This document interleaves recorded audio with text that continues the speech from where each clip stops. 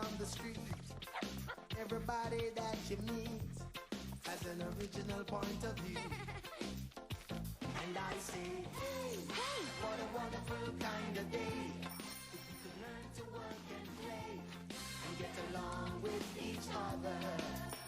You got to listen to your heart, listen to the beat, listen to the rhythm of the street. Open up your eyes, open up your ears, get together and make things better by working together. It's a simple message and it comes from the heart. Oh, believe in yourself, for that's the place to start. And I say, hey, hey, what a wonderful kind of day. To learn to work and play and get along with each other. What a wonderful kind of day. What a wonderful kind of day. Hey! Hey! DW! Hey! Whoa!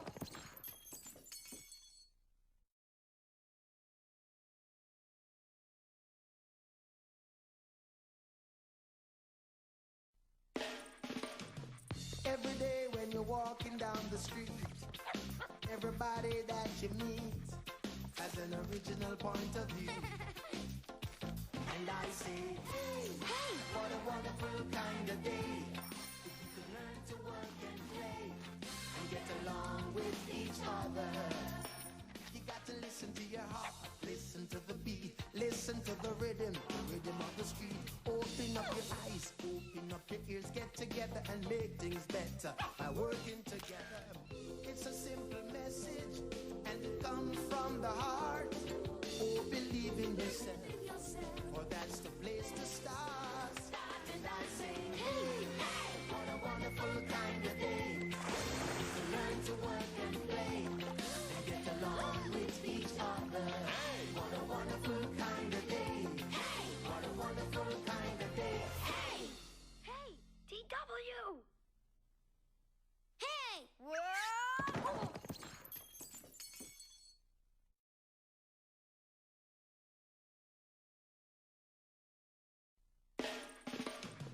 Every day when you're walking down the street, everybody that you meet has an original point of view. And I say, hey, hey, what a wonderful kind of day. If you could learn to work and play and get along with each other. You got to listen to your heart, listen to the beat, listen to the rhythm of the street. Open up your eyes, open up your ears, get together and make things better by working together. It's a simple message and it comes from the heart. Oh, believe in yourself, for that's the place to start. And I say, hey, hey, what a wonderful kind of day. To learn to work and play and get along with each other. What a wonderful kind of day. What a wonderful kind of day. Hey! Hey! DW! Hey! Whoa!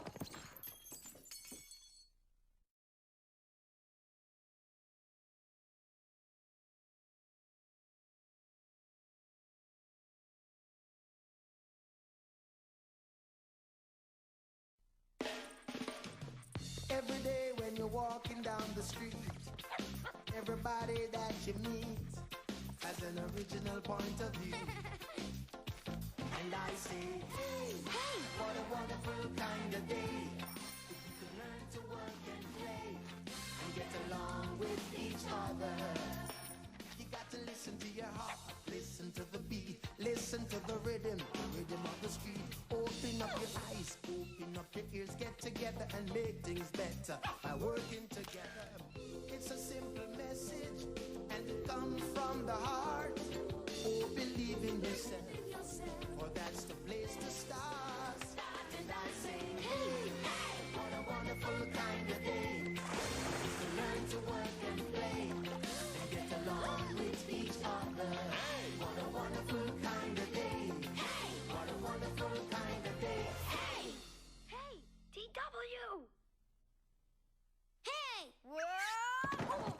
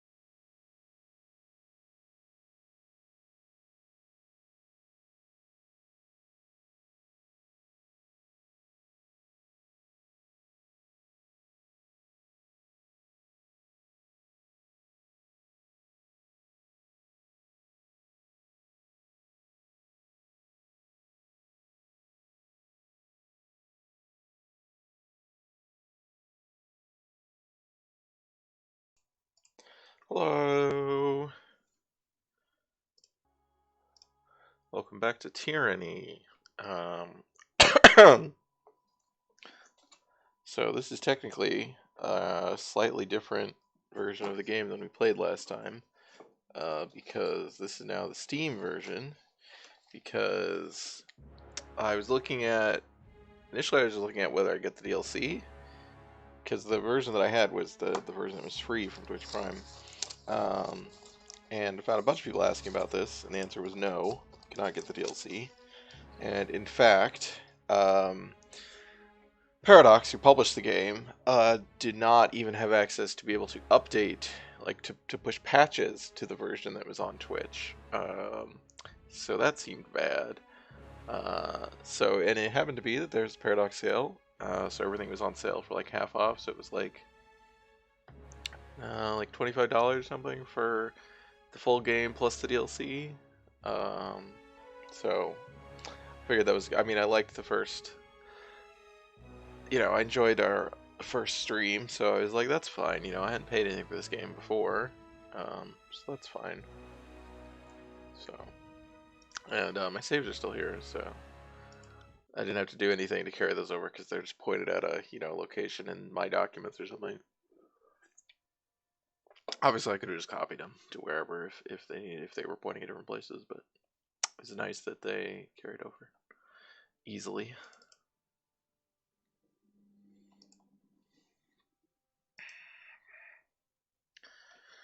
So last time, we're a bad guy.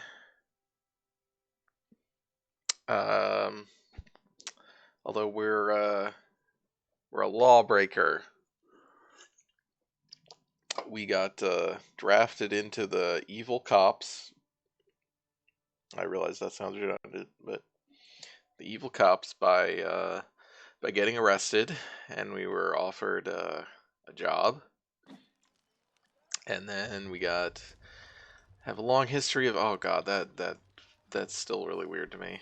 The way of doing that. So we got sent to lead or to help out the conquest of this area, which we did through a series of little narrative things. It was kind of a neat interface and structure. Now this is after the conquest sometime, where there's an insurgency basically, and we've been sent again with a magical declaration from the tyrant or the overlord, that if we have not ended the insurgency in 8 days, everyone in this region is going to die. Our friendly troops, the enemy, everyone. As to make an example, I guess. Turn that on. There's no fast mode in this game. That still upsets me. So we got stuff out of these guys, right?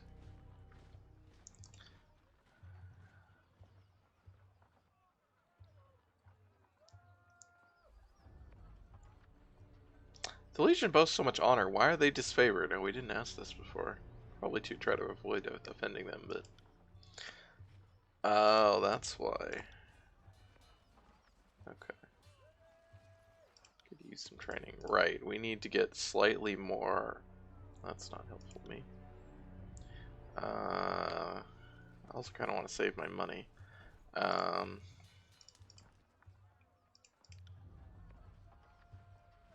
Oh, it's the same dialogue from them.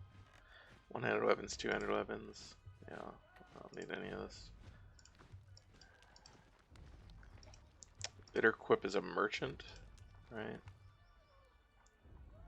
Oh, no. I keep thinking he looks like a merchant, and he's absolutely not a merchant. Of course, it's the future of the tiers, which is the area we're in. It's very confusing. I mean, it's not that confusing, but it just seems weird to me. It's the tiers, and people living in it are tiersmen. Feel only derision and pity for those who fear our inevitable ascension. I don't need to know any of this right now. Right. Who are we supposed to talk to? Speak with Iron Marshal Araños.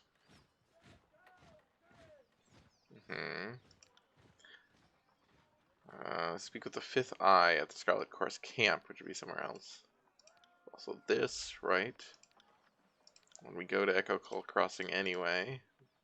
So, okay. We like, right, we're trying to get our disfavored up to 1 at least. Our favor with the disfavored to 1 so that we can,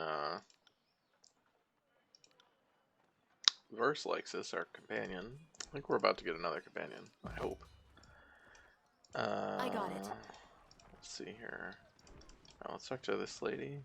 Oh no, this is the merchant. And this is his daughter? Uncle, or his niece. Barrack? There's the Iron Marshal. Okay, I think Barrack is the guy we're gonna get. He wouldn't talk to us before. Okay, he still won't talk to us. Great. This is the smith, who has sold very expensive things. And he asked us to go get the iron. Yeah. We don't have a lot of money yet. I guess we could sell. There's some stuff we have that we can sell. Will do. I forgot. I haven't done that. Let me see what I have to sell.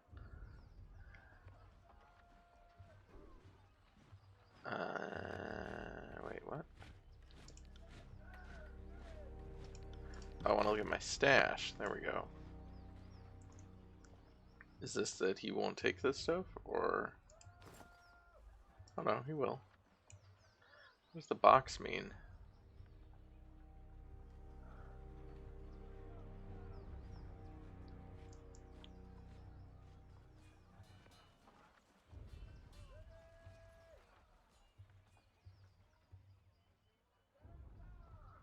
Wow, that's worth a lot. Okay, some of these are worth a lot. That's...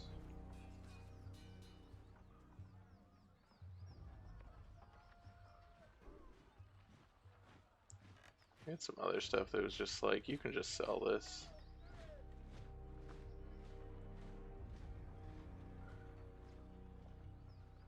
Well, I thought we did.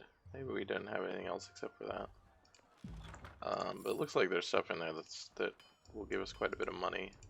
So let's try and get our companion. I just want to get this guy, if that's... I'm pretty sure we're getting him. So then I can equip him with whatever we have and then sell the excess. What's she got over here? Oh, that's her stance, and that's the Edict of Execution, yes. Everyone's a bit on edge about it. Don't just coddle the impact, push back with your shield. Take the momentum. Iron Marshal Arrhenius, field commander of the disfavored, pounds her fist in the air as she calls out to the warriors in the training field. I said, eyes on your opponent's waistline. If you spend more than a glance checking his footwork, you've lost. The disfavored officer turns to you, adjusting her pale golden surcoat as she clears her throat. You need to stay on top of the troops so their skills will rust. It's for their own good, even if they don't believe it.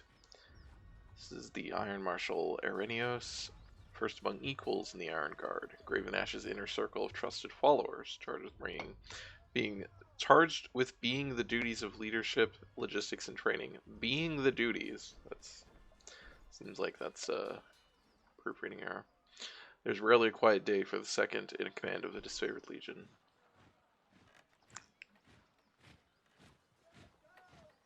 How are your warriors reacting to the edict? Kairos' ultimatum has the camp on edge, some with dread, but most are rife with anticipation. She points to the men sparring in the field. We have a lot of brothers and sisters to avenge, and the warriors are eager to take out some aggression. I, for one, choose to see the edict as a blessing, for it forces the generals to act, and we're long overdue. It was mentioned that you're short on warriors and need help. What's the situation? Is this game like not? Okay, I'm gonna turn this up. Doesn't seem like it sounded actually. Oh, now, okay, now it's very loud. Okay, let's put it there maybe. Yeah. I mean, it's supposed to be quiet.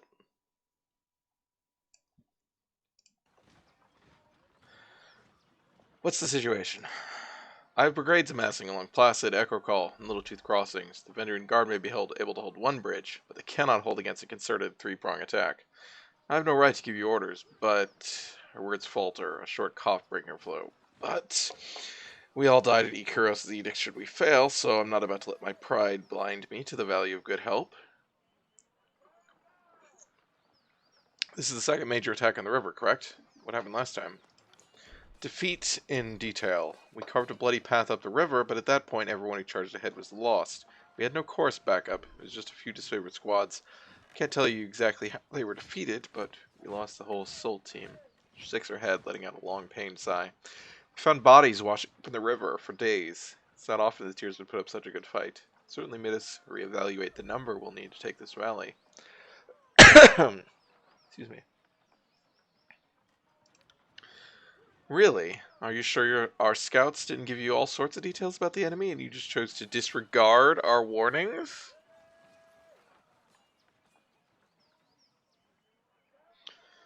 We can pass out blame after the war. Only the Oathbreakers matter now. I do need that disfavored favor, but I also don't want to make Verse too upset. Quite right. Getting our emotions into the mix won't hasten this campaign. The disfavored need my help? Trying to pour salt on my pride. We left Fort Resolution with 100 on 100, and there have been no reinforcements or reserves. I keep throwing warriors back into battle before they're properly rested. So yes, I need to rely on all our allies, especially since most of our allies are conscripted Tearsmen. Worse than useless. If the disfavored didn't take every opportunity, God, if these were called the Dishonored. Oh dear. To insult the solid chorus, perhaps you'd find her help more forthcoming. Shut your snout, filthy mongrel. I won't suffer childish japes in my account.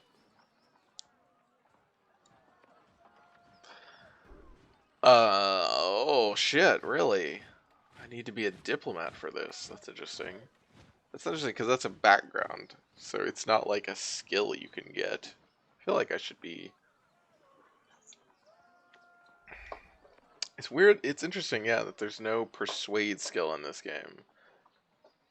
And there's no, like... Which I'm...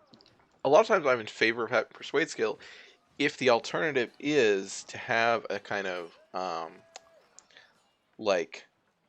rather than a general charisma or persuasion or something, to have something based on which your reputation with certain groups or your like the way Shadowrun has etiquettes. That's kind of like, oh, you know how to talk to these particular group of people. I think that's a really good idea, and obviously you could use that in this situation of like, do you have high with both of them maybe, and then you can kind of smooth it out. But that's not what they're doing in this particular conversation check. It seems like a lot of the other conversation, there was, the one where like, hey, can we get information out that like you don't have enough reputation with them to get it.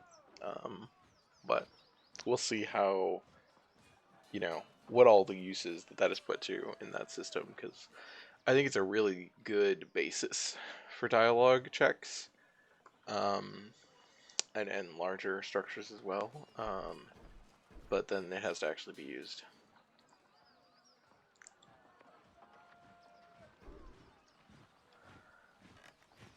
Sorry, Verse, you already like me a lot. You speak out of turn and offend our host. Apologize. You want me to what? She glares at you, but something in her expression reflects doubt. Fine. I should have kept my big mouth shut. I will assist. I don't need to extort them. Then our plan just might work. The Iron Marshal lifts her gauntlet close to her face, shifting her eyes from you to the metal articulations. Excuse me. We are loath to work with those who do not share our training and our values, but we know that Tunon the Adjudicator selects only the most capable minds for his court, and I trust you will honor us all on the field. Antio will be leading the charge at Echo Call Crossing. Assisting you will be Barrack of the Stone Shields. Okay, yeah, so we have to ask for this. We're going to get him. She points to a heavily armored soldier standing sentry at the edge of the training field. Before you ask, no. The Forgebound weren't sloshed on Dappleseed when they fitted his armor. He survived the full force of the Edict of Storms, and this armor doesn't exactly come off. Tactically, it's quite brilliant, but otherwise it's something of a curse. Tapping her helmet twice, Irinios signals to the hulking presence. Barrack, come meet the Fatebinder. So he's stuck in his armor. That's interesting. It does look like... it looks like a disaster. The soldier that steps up to you better resembles an amalgamation of rusted blades and mismatched pieces of armor fused into a vaguely human shape. He reeks of sweat, feces, and whatever oil treatment keeps him flexible. Oh, please tell me he doesn't. Fatebinder, the Iron Marshal has tasked me with keeping you alive, and I have no intention of disappointing her. That should be enough assurance for anyone.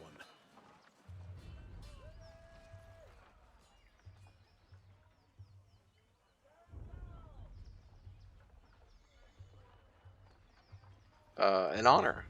Likewise, good Binder.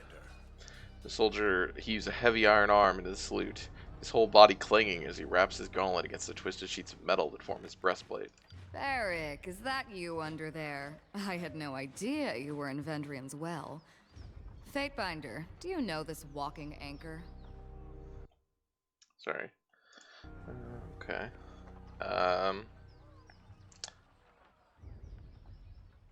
Just a minute. You two know each other? No. Oh, that is to say, yes. I'm already as familiar with this ironclad halfwit as I care to be. No, by which I mean to say yes. She regards Beric with a mixed look. We don't have time to trade jabs today, Verse. After the siege, you can throw as many tantrums as you please. I suggest that we remain focused on the mission. No offense to the mission, but seeing you looking like a garbage heap and reeking of a mass grave is more amusing by far. Did you forget how to don your armor, or did Graven Ash leave you out in the rain? Beric sighs, a frustrated growl, shaking his iron enclosure of a suit. I don't believe we've been acquainted. He's got the face palm. I guess it's weird to come back to this and not move on to something else. It's challenging enough to experience battle from a courtroom, much less remember the faces of your cohorts. I wouldn't expect you to know me under these accursed blades of rust. He bangs on his malformed chest armor for emphasis. That's interesting. We actually had the sound effect for that. Fatebinder will be joining us for the push across the river. Figured an extra hand might help. And more importantly, if my worries come true, and the chorus tries to impede the mission, we will have an observer from the court on our side. So, she's stuck in this animation here. Well, I'm over here talking, apparently. Better to work with the Honorable Binder than some chorus children. I've got Disfavored Favor 1 now. He nods to you, his armor creaking as he bends his neck. I ask that Beric accompany you there to arbitrate the cooperation between his company and the Scarlet Chorus. Beric, you've been without a court since the last battle at Stalwart. It's time we gave you a task more worthy than hauling wagons and leading training drills. She plants her hands on her hips and speaks in clipped official terms. Ash has assigned you to the Faithbinder's service. You're to assume this task is ongoing until we find a more permanent spot for you, which could very well mean the swiftly approaching end of this war, or when the Faithbinder dismisses you. Is that understood? Beric regards the Iron Marshal in oppressive silence. That's an order, Beric. She shakes her head and sighs, turning her focus to you. He could be as stubborn as pulling a spire out of the earth, but he's a good soldier. Hope you don't mind the company. I'm honored to have a member of the Iron Legion at my side. Excellent. Look forward to your success in the field. Alright, we have Beric. Let's look at what Beric's got here. Of course, he's got a lot of might. Not surprising. Not very quick. Not very smart. He's not unfinesse. Whatever that word would be. He's got a high vitality. Yep, makes sense. Got a high resolve. Also makes sense. He is skilled in two-handed weapons. Interesting. And also in one-handed weapons. He's skilled in athletics, in dodge. Interesting that he has huge dodge. Oh, from his shield gives him dodge, which is kind of weird. Also skilled in parry. Okay. He has leveled up, of course. Let's see here.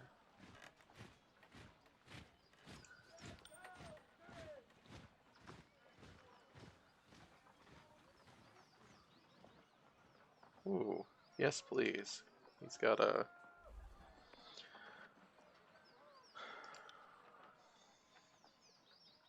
I wish that it was clearer. Oh, I guess it says, okay, that's 1 point up there. That's what it is. I also have to go talk to the people I still. Okay, he has 1 point of attributes. Armor deflection? Might? What is like...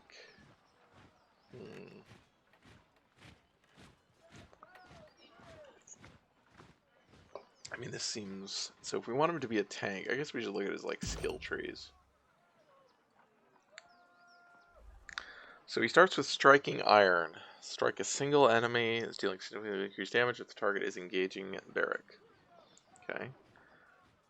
100 and 200 melee weapon damage. Gain a chance to attack enemies as they engage you. Okay, that seems good. Barrack becomes an intimidating force. Enemies near a barrack have their resolve reduced. It's not very useful unless we actually have resolve attacks. I guess I mean, it reduces their will and magic defense.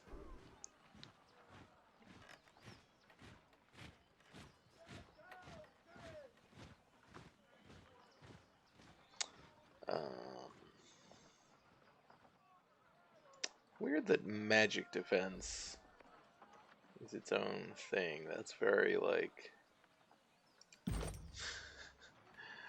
Save versus ones.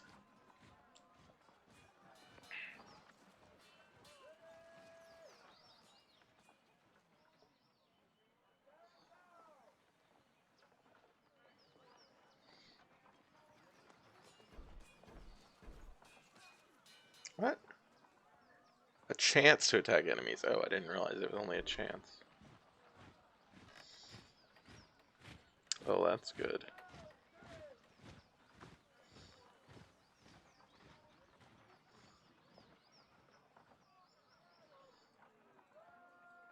Oh, yeah, that's good.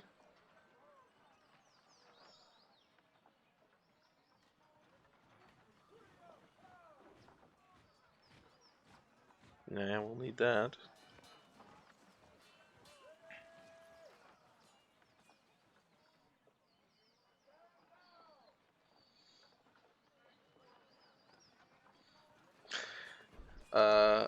Oh, I guess you can, okay. You can actually click these for the actual 30% chance.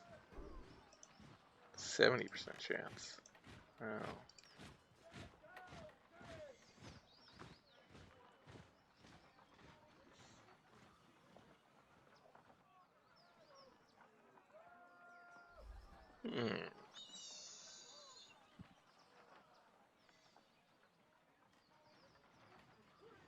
Okay, well, I think we want this. Taunted for 6.5 seconds. Well... Oh, it has a... yeah, okay.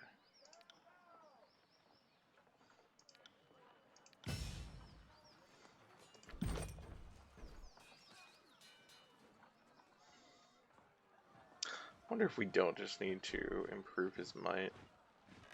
And just make him deal a lot of damage. Got bad spell defense, that might be a problem. As well as bad... Not that we care about his cooldowns that much. It's this or this, I think.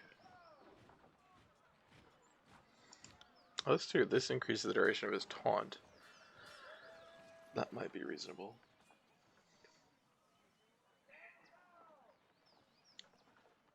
I don't think it's going to matter that much. Okay, can I go to... Oh.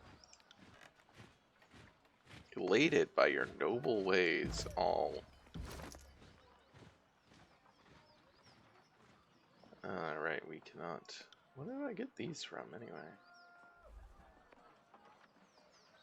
I don't know where I got these from.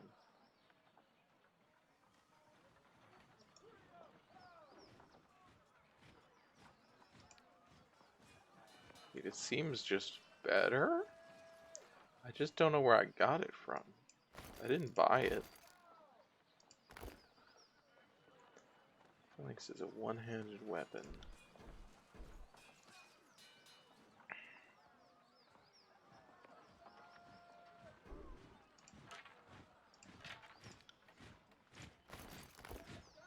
Oh, right. He can't wear armor, which makes sense. So we have to look at his weapons. Currently has a one-handed weapon and shield. Probably want him to have a two-handed weapon, or at least the option of a two-handed weapon.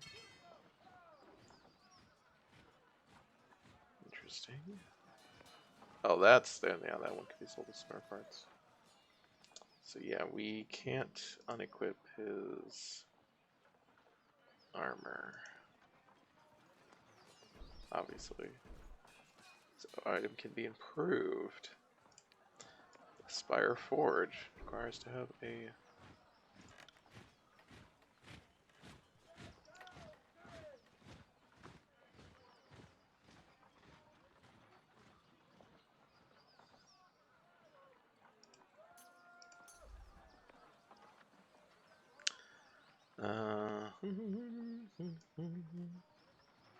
rip our ceremonial armor, which of course we got rid of immediately. We still have our ceremonial boots, I guess.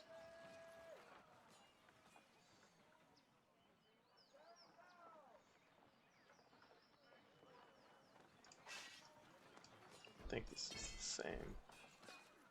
I'm going to assume that those are... We're going to guess that those are all the same. Can't do anything with the armor. I guess we can look at that. And look at that as far as those go. Alright, so as far as your one-handed weapons go, this is a little bit slower. This is... gives you an actual ranged attack.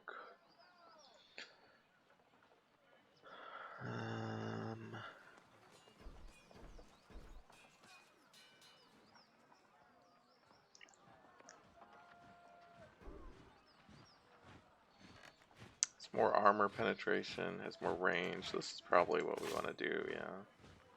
As far as that goes, but we honestly probably want to equip you with a two-handed weapon.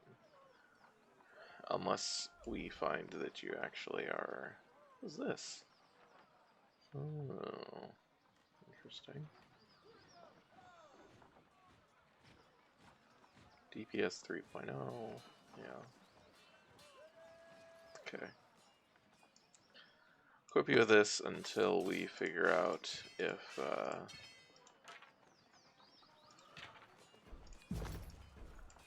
Right.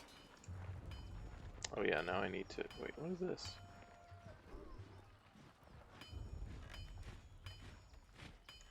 Have we not done all his level ups? I don't know why he's orange.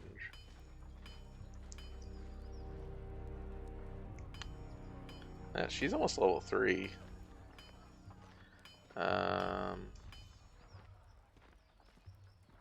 We do need to speak with him, I think. What was I going to do? Oh, I was going to edit my formation. There we go. Alright. Yes. Hey, buddy. Show me what you have to sell. Which actually means... What?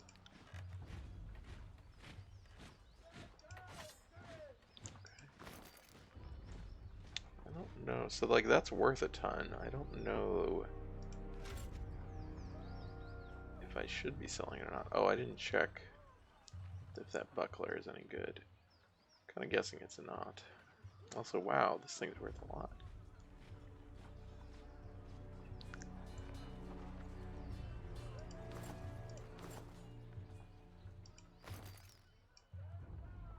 Oh, I'm getting... Okay, I'm actually getting quite a bit of these out. Okay, I thought it was like... Oh, right, these are bronze. Okay. Yeah.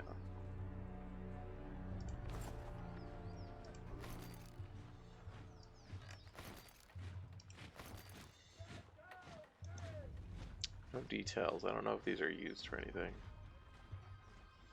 Because normally I don't sell, so this can be sold. Normally I'm not big on selling things until I need to sell them, but I do actually, like, there's good shit here to sell. So... yeah, I'm fine with selling all this. This all seems...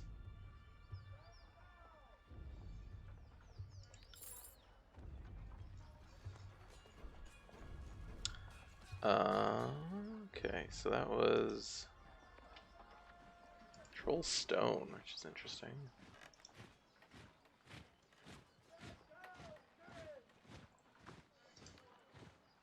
Oh yeah, Tower Shield. Try getting that for him if he wants to, but...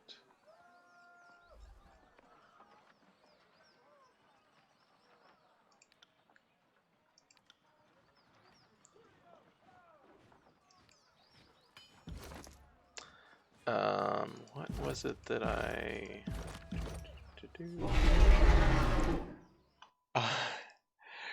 oh boy. Sometimes that sounds very loud. Hi! Hi! Hi, Shoujo. Welcome, everybody. Welcome to Tyranny. I got it. Are you having fun being evil? I mean, we haven't really done anything particularly evil in this stream. Where's the other? Oh, this is the other merchant. Hi, Daimon. Yeah, this is a game about being an evil fantasy cop. The night is young. I mean, that's... yes. We haven't left this camp, so... did he... oh, he had this. That's right. I wanted this. I have enough to buy this now. Excellent. Please let me learn this. Yes. Let me make a frost spell. Affect single targets or attack distant targets. Rhyme spike.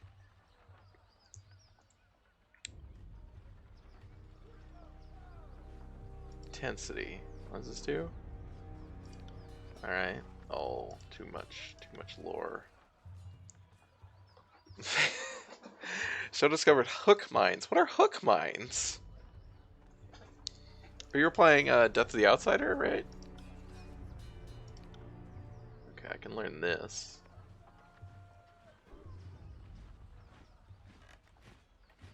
Troll Frost. Impaling and freezing them. That seems good. Alright, what if I do this?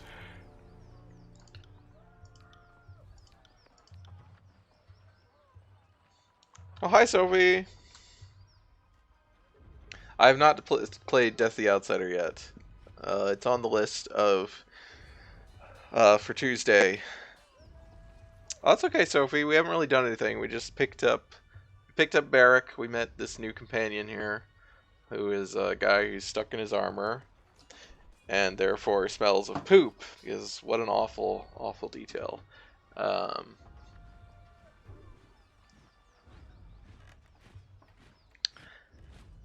They're basically grenades that function as barnacles from Half-Life, only more vigorously. Oh. Interesting. Huh. That's cool. Yeah, I will play Death the Outsider at some point. I was not planning on playing it after Hong Kong, but down the road. It's on the list. There's only so many games on that list. Okay, so we can just assign this. I don't know that we... these are two different spells. I don't know how different they are. Frozen and Frozen. Oh, this has an area of effect. This seems really good. 12 to 17. This Rhyme Spike is just way better. Oh, it has a... holy shit, it has a 40-second cooldown. Alright, that's why it's really good. It's a fucking 40... I mean, this still has a 25-second cooldown. But they're frozen for 13 seconds. Oh, and they're only... okay, they're only frozen for like 4 seconds here. Okay, okay. I see. Interesting. Alright. We're gonna have to get a...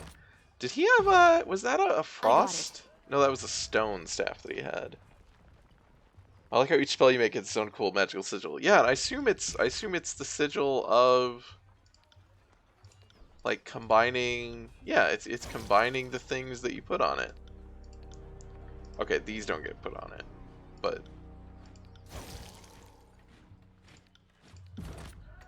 all right. Oops. Let's go try and talk to these guys again because we have better reputation with the disfavored now. I also called the disfavored the dishonored accidentally. Um,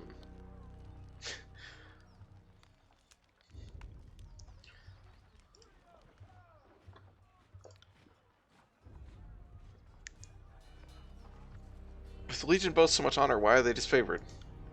Oh.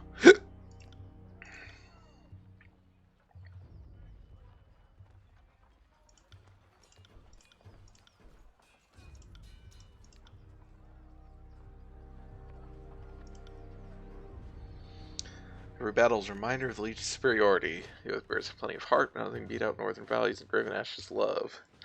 God. Let Graven Ash give you some love.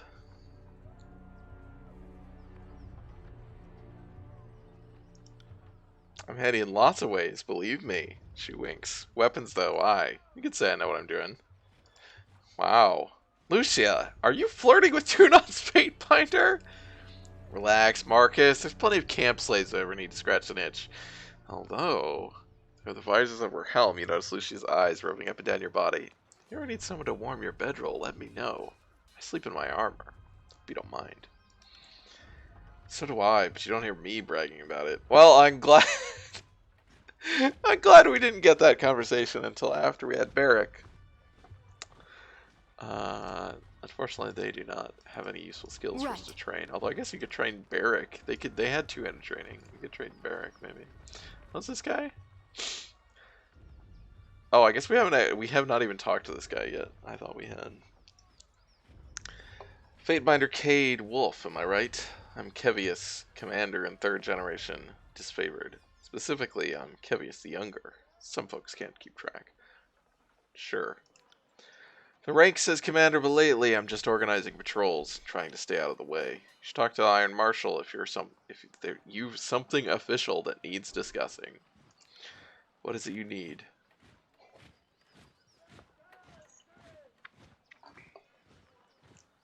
I overheard you asking the Earthshaker about where their reinforcements have gone. Is there a problem? I'm afraid so. Radix, the head of the Earthshakers, was supposed to arrive with a group of his most competent spellslingers to help break the stalemate. I don't know what's holding up their arrival, and that worries me. If you were at all inclined to lend a hand, we could use some arcane support on our side. I could lend a hand. Sounds like a side quest to me. Could you? I knew the Teuton's agents wouldn't fail us in a time of need. I'll mark the last known site of the Earthshaker reinforcements on your map. Good hunting, Fatebinder. Why do you think the siege is delayed for so long? It should have been over quick and simple. The first cohort arrived in the valley and went right for the kill.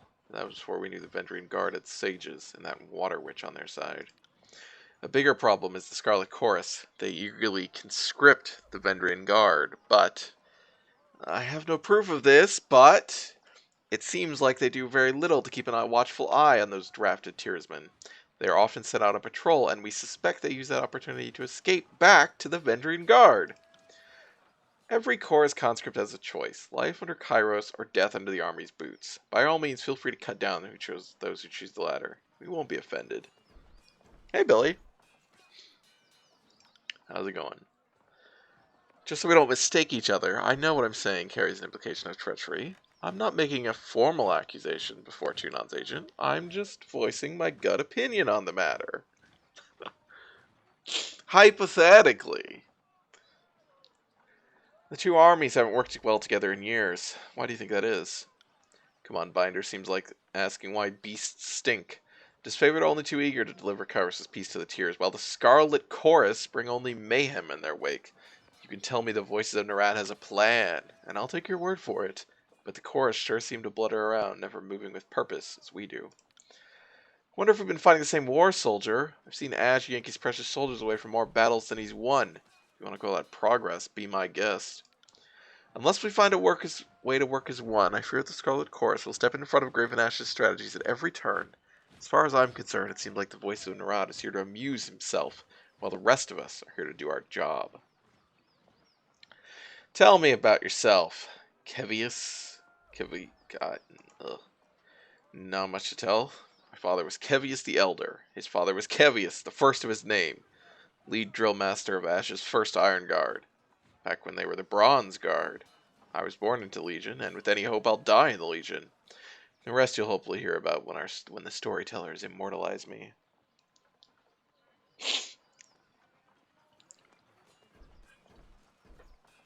They're both awful, obviously. So, it's just kind of like, whatever, I don't care about any of you. I mean, it is interesting because, so the thing I think that I find interesting about it so far is a lot of the way that video game like conversations are structured, regardless of what their intent is around you optimizing your output, right? Like trying to get, you're trying to get the most out of the conversation and not trying to necessarily play how you would actually think. I mean, depending on how you play, obviously, but like that's kind of the way that games incentivize people. And so it's similar to Alpha Protocol. I think this is one of the kind of genius things about Alpha Protocol. Is in Alpha Protocol, every conversation is about manipulating someone, right? Because you're a spy.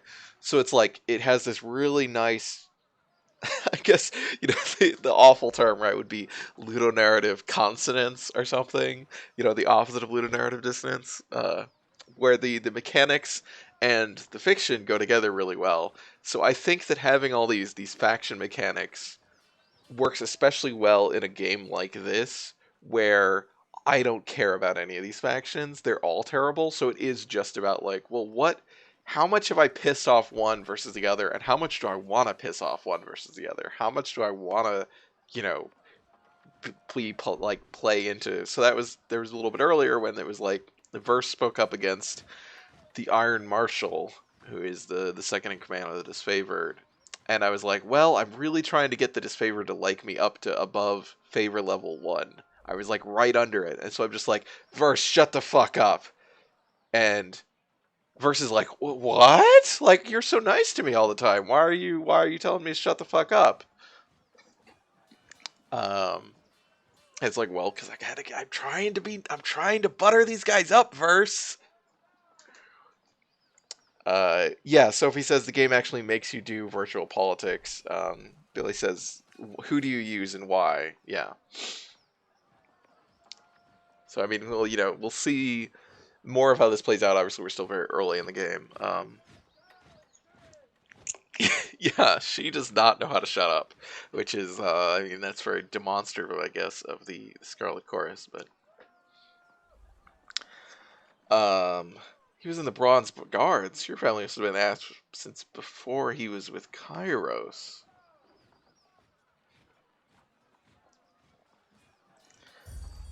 You know your history. Kevius nods with gusto. The blood goes back that far. Not the memories, as I only ever knew my father. My grandfather was just a legend. One of Ash's best warriors back before the Disfavored were reforged in iron. He shrugs. I'm proud of my heritage, but I try not to brag. There are folks who love the Legion every bit as much as I do, but lack the same pedigree. The one thing about the dialogue that I don't know that I like, and then I mean, right now I'm leaning towards not liking it, but obviously there's a lot of game left to see how this plays out, is having the Oblivion style or Elder Scrolls style skill thing where you gain experience from using the skills in dialogue, apply in dialogue. So it's like, I want to choose the lore option there because it gives me lore experience, and I really want lore to level up. And that doesn't, it's just like, how does demonstrating my knowledge increase my knowledge? Like, why does that work? That seems very strange.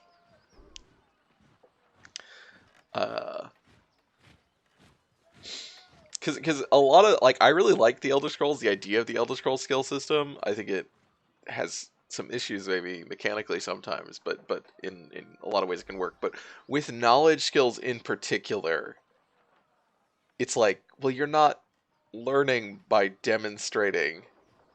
Yeah, lore and subterfuge. I looked up, by the way, the background stuff out of curiosity. Um, and man, we almost took the other one we were looking at was diplomat, and diplomats. The two bonuses the diplomat get are to lore and subterfuge. I was like, damn it, could have been a diplomat. Diplomat says that's how academics work. You have to show off so people think you know more than you do. I mean, that's true.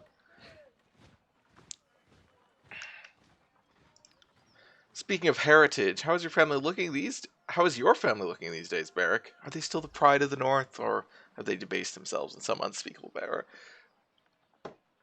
This is like being an Eartha Kitt or in an airport bathroom level relevance verse. Speak not of my family verse or of our honor. You have no right.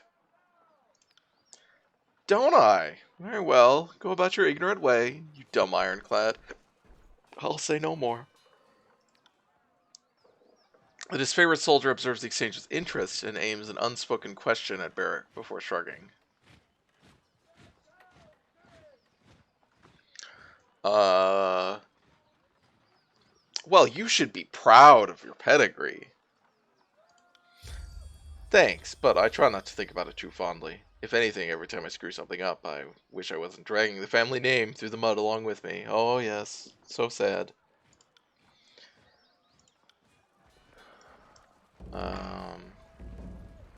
Oh yeah, Barrack wants to talk to us, I think. Fatebinder, you look like you need to talk. Barrack nods to you. What can I do for you? Oh, I guess he didn't need to talk to us. He seemed like a more than capable fighter.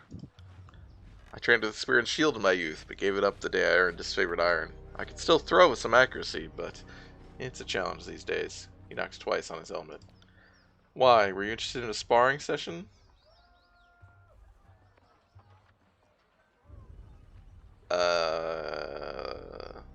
No. Barrack the well-spoken noble son inside a shit casket. I'd like to know more about you. I'm the line your enemies cannot cross. All the other details are meaningless. I suspect you have some thirst for details, so ask away.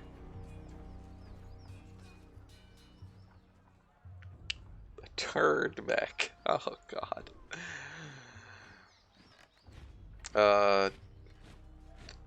As with all disfavored, I assume you grew up in the Northern Empire. That's right. I grew up in Battle's Rest, trained at Fort Resolution before they marched me out to support the second cohort. To spend my rusting years in Fretton's shores, unless of course I die in glorious battle, which would be preferable. My mother is good with the soil, my father with rings. Spends much of his time away on one merchant's errand or another. But I'm lucky to say they're both alive.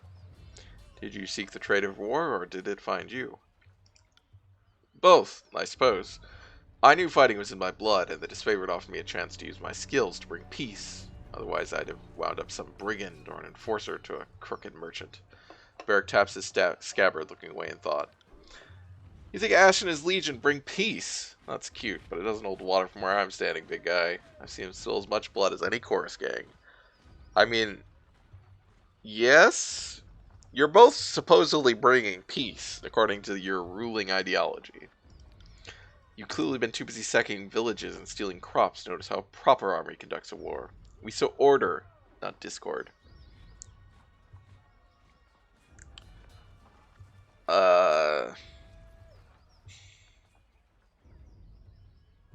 I will say nothing.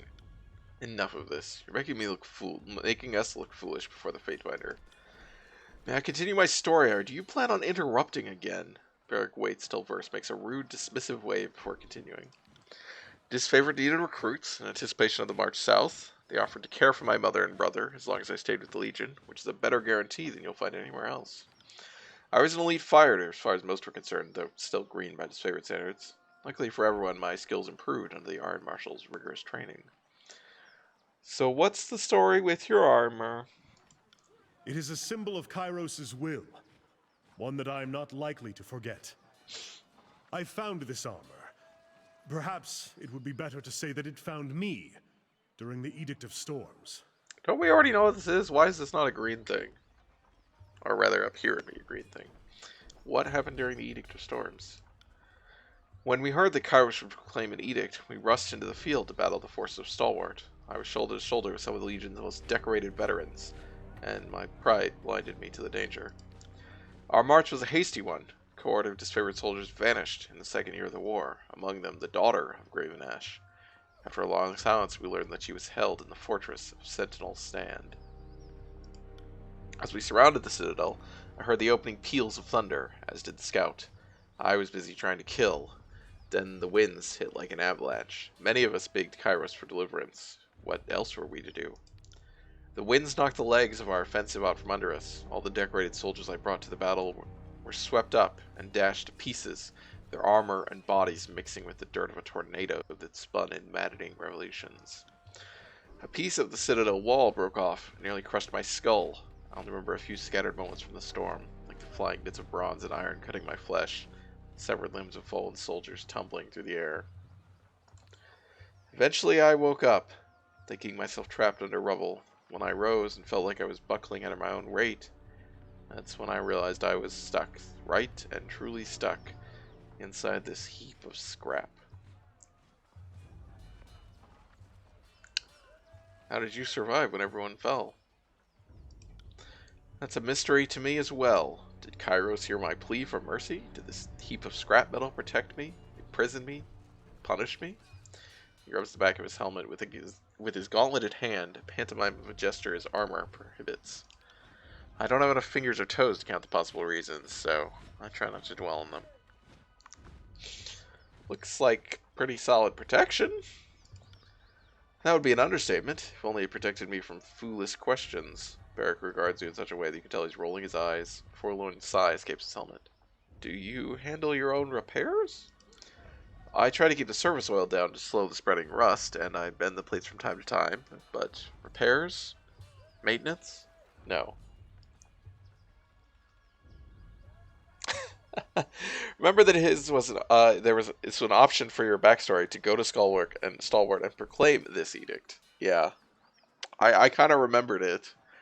I just didn't remember what actually happened with it. And I wouldn't even have been sure that I didn't do it, but I assume it would have come up, obviously, when talking to him. What happened to Ash's daughter after the edict hit? She was trapped behind the walls of Sentinel's Stand, imprisoned by Kairos' storm as well as the fortress itself. 1,000 soldiers standing shoulder to shoulder. 1,000 soldiers standing shoulder to shoulder could not have endured those winds to rescue her. I feel like that's just going to make him mad if we ask that question, so let's not ask that. Your name? I assume it's just his name. Barrack is a shortening of my northern surname, which is passed down through the generations since Graven Ash assembled his army. I go by it because I wear it with pride. Proper form is Barraconin. Oh, the Baron Harkonnen. Gotcha. Beyond its age and association with the General's Legion, the name of Barraconin has no great titles or associations. I hold no claim to a great house or legacy, save for the disfavored. They're all the kin I need. Would you like to discuss removing your armor? Looks at you for a very long time, his expression as unreadable as ever. Though we are encouraged to couple and mate within the Legion, I don't consider you one of my cohorts. I think I'll decline.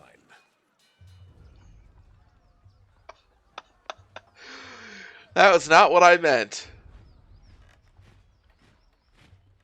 I wasn't talking about sex, Barrack. You weren't? Forgive me, it's been some time since anyone made an advance, and I'm long out of practice, I just wanted to know if you wanted to try to get your armor off! He knocks on his iron codpiece with a resounding clang. Suffice it to say, my armor and I will not be separated for the time being.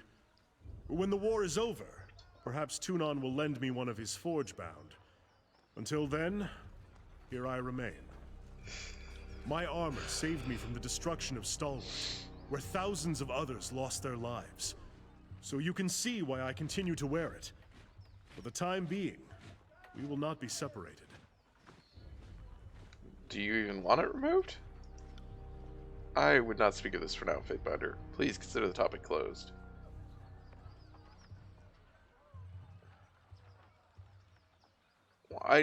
Where's my okay? These are both just different ways of saying... God damn it, Daimon! As your commander, I'm concerned about the state of your uniform. Damn it. You're right to be concerned. My apologies that you needed to pull rank. It was wrong of me to withhold information. I don't need to tell you that this pseudo junk is a literal pain in my ass. Half broken, smelling of a midden, and perpetually jabbing my side with some Kairos be damned caltrop. His dusty plates may not be up to standard, but they serve the disfavored well enough on the battlefield, if only to intimidate the enemy. Better for me to endure the condition than to shirk an advantage.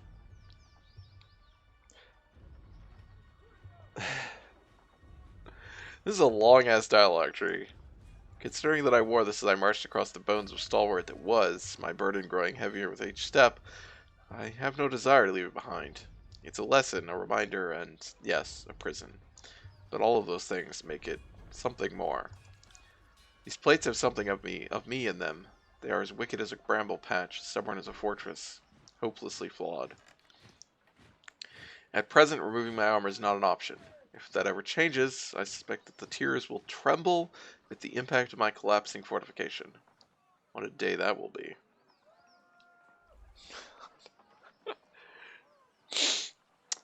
I don't need to talk to any of this right now.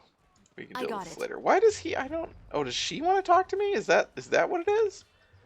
Oh, she wants to talk to me. Okay, I knew there were different icons. How did you do that? First looks at you with a quizzical expression. Do what? Back in the Archon's war tent, you cast an edict as casually as reading a supply shipment. How do you do that? Well, I've done it before. You cast the Edict of Fire on the Vellum Citadel. I heard about it. How Kairos' anger raised a volcano from under the Sage's own fortress? That was some impressive work. Nod silently. Well, call me impressed. Considering that you've read the words of Kairos more than once, I'm surprised you're even alive to tell it. Your vocal cords should have turned to ash by now. I'm not trying to make you feel uncomfortable, it's just worth recognizing what you've done. Not only are you Tunon's Fatebinder, you're the mouthpiece of the Overlord. Gives me plenty of reason to stick around. You're going places, and I want to see where they lead. Okay. That's fine. Oh god, yeah, I don't like this mini-map. Or the mega-map, rather.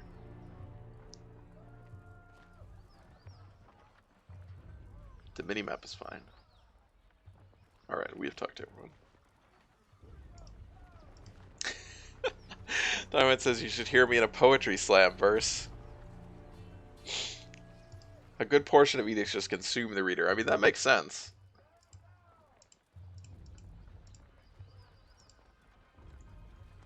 I mean, it doesn't really make sense, but, you know, it fits the tone. The Edgering Ruins, that's where we came in. This is the Scarlet Chorus Camp. That's Echo Call Crossing. Northern Clearing, okay. Let's go to the Scarlet Chorus Camp first.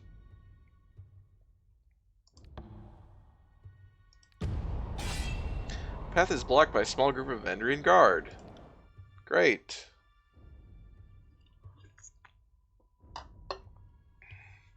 Hey guys, don't you want to be friends? I'm friendly.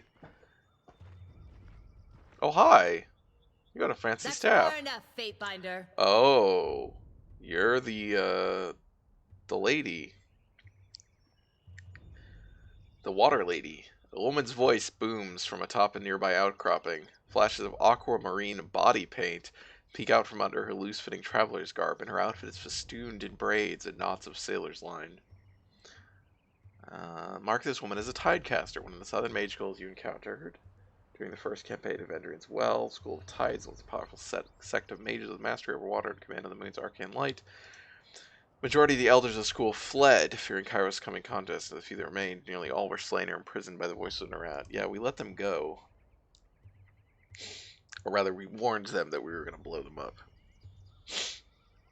Flanked on either side by warriors dressed in Vendrian guard regalia, the woman leans on an elaborate bladed staff pulsing with arcane energy. A swath of blue fabric rests draped over her arm.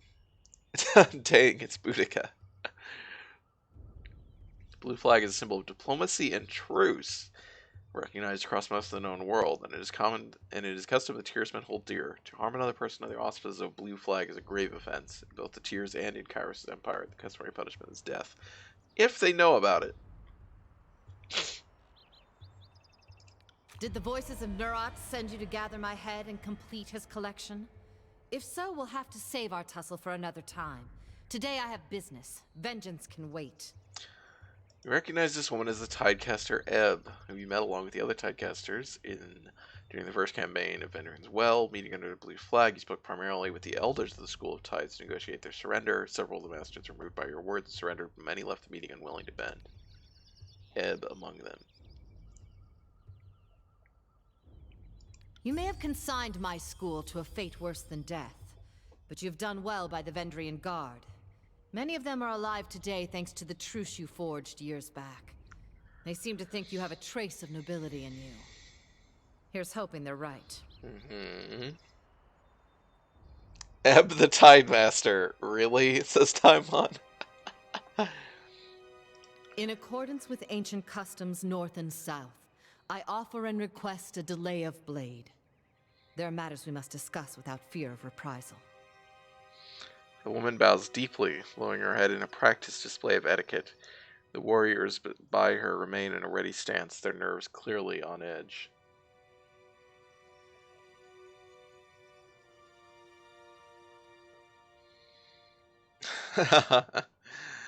In accordance with ancient customs, north and south, I abide by this truce.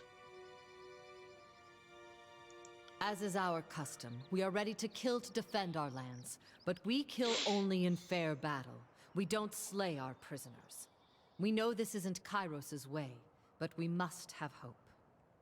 A few of my kin have gone missing, and though they may have perished, I have to inquire on the off chance they still live.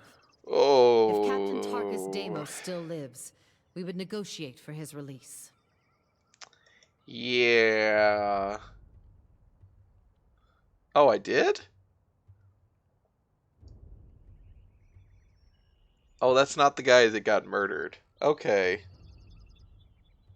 Okay. I thought this was the guy where I was like... Because there was the one officer where I was like, hey, you know me. I negotiated your truce before. Let's just put your weapon down, you know, you're surrounded. And he's like, oh, I do know you. You are trustworthy. And he put his weapon down, and then the disfavored just fucking ran him through. I tried to save that guy's life, and the disfavored just murdered him. And I was like, what the fuck, man? You're supposed to be the honorable ones. I'm like, yeah, well, we're really pissed. Hi, Raytheus. I do remember this guy, okay.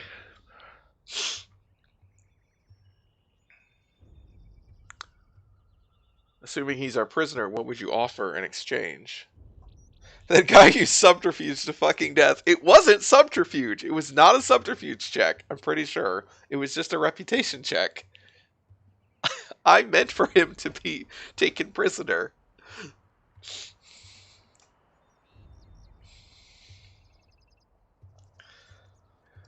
We would offer you 5 choirmen that got lost on patrol. They're healthy.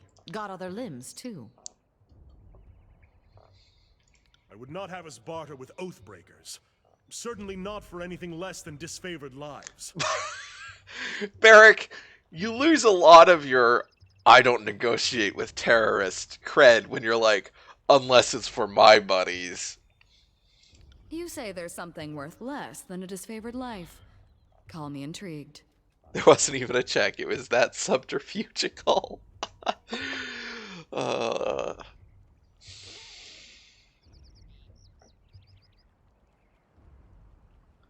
Tarkus Deimos is with the chorus now. Then if we see him again, it will have to be as enemies. She looks to the warriors to either side of her, shaking her head. So there's no...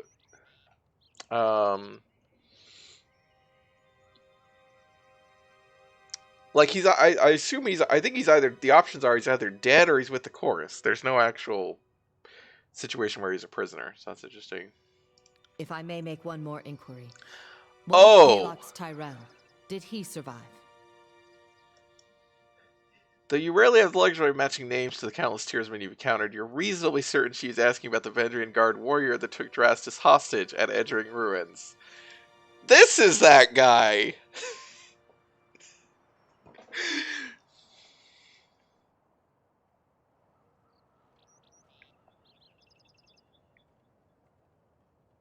Pelox Tyrol is dead. She nods slowly, saying nothing for a long moment. My apologies, Fatebinder.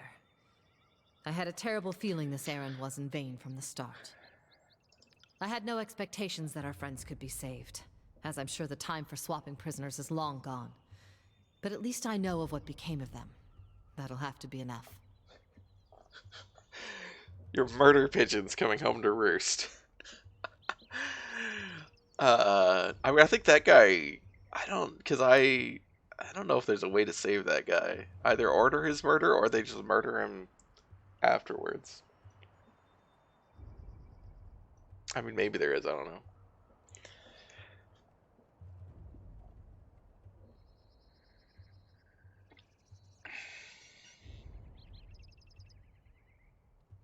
Sorry, I will bow deeply. Sorry you do not find what you're seeking. I need to build reputation with these guys, too. Then all that remains is for me to thank you for hearing me out. In accordance with our ancient customs north and south, let us part with peaceful accord. She bows curtly, never letting her eyes leave yours before turning to leave. A moment later, the bodyguards turn to follow.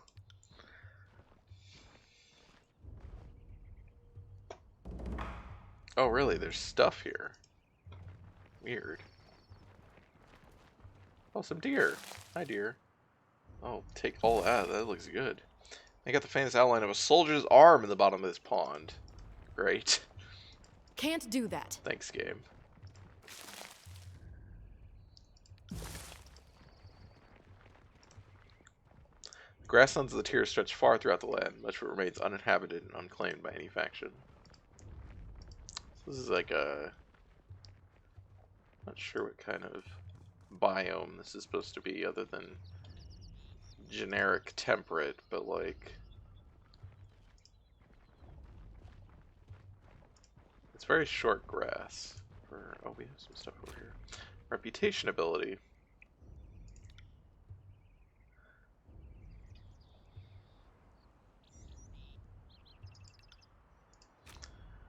Missives. What? Oh. Kyrus stole that pawn from hobbits, now it's full of boys.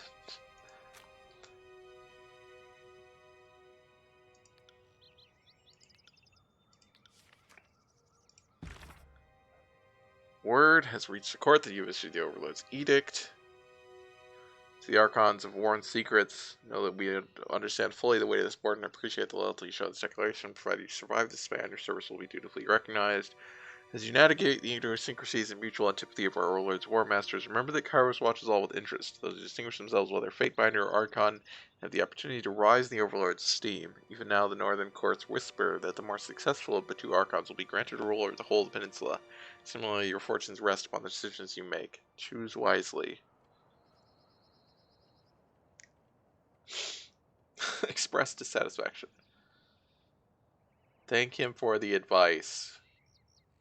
We do not we are obsequious to our boss. Allow me to express my deep appreciation for this opportunity. Few of the Empire have the honor of treaty with Archons, and few are still of reading the empowered words of the Overlord. I endeavor always to emulate your exemplary foresight and judgment. I remain in all things your faithful servant. I guess we can actually look at these.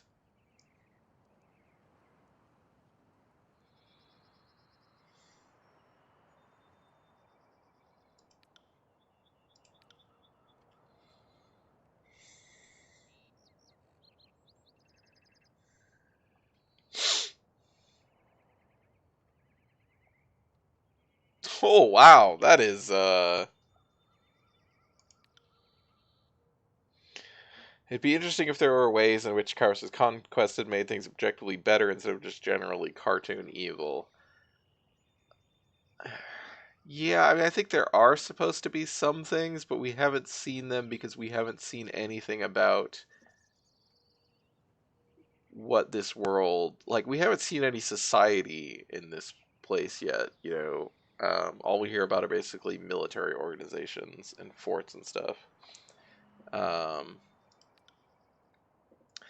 but I'm also kind of fine with that. Like,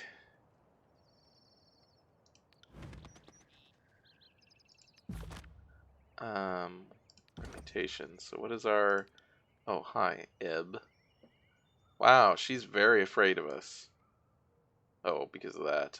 Yeah, that's fair.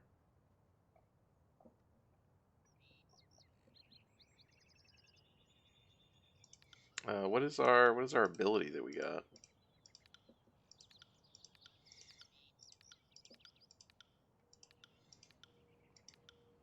Oh, we got this. Oh, party members, Kate Wolf and Eb. Hmm.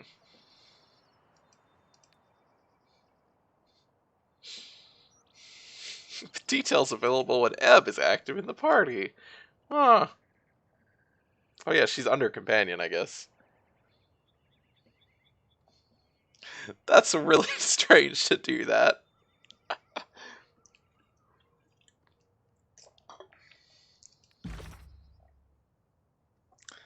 Um.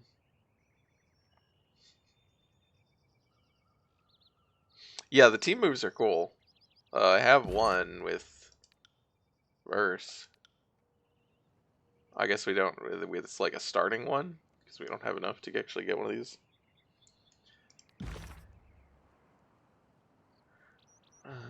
Da-da.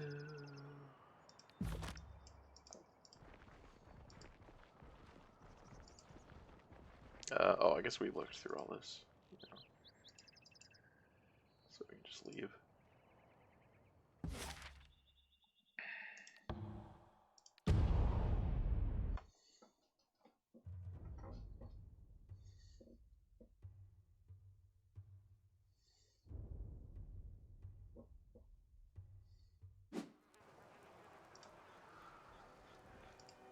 Quiet Shiv. Shivershank. You guys need some better weapon or better names. Maybe that's what they're fighting over. It proves everything! The warrior slams her fist together in a resounding clap. Like, for instance, whether you're fit to lead that flock of children. Behind her, the members of her gang posture with weapons held at ready. Did you not hear the news of the edict? This is a foolish distraction. We ought to be saving our fight for the enemy. Chorus Warrior looks to his gang, giving them a quick nod. What's the problem here? No problem here, Madam Binder. She tosses her blade in the air, catching it with a smile on the way down. Captain Fuckwit here just seems about to balk from this challenge. Thinks just because he used to run a ship, he's qualified to run a gang. She spits on the ground, looking up with a scowl. So I'm calling him out, because the way I see it is warriors ought to follow me, not this new blood. Captain Fuckwit was my father. Fuckwit will do just fine. The warrior points at the opposing gang. If we have to prove our strength, we'll do so happily, but I'll have your hands and feet removed and the rest of you kept for my own use.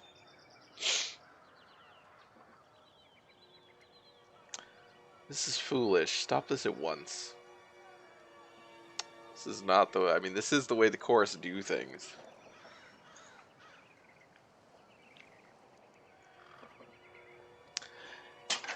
Yeah, I think it's hard to see right now. You have to have an explanation of, or an idea at least, of how this continent spanning empire holds itself together.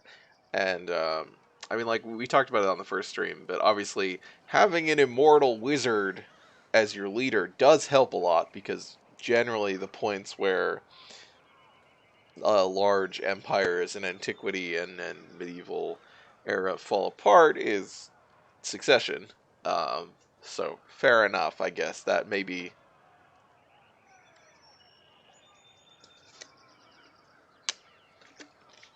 Yeah, with I guess the Archons as well are a big deal. Um,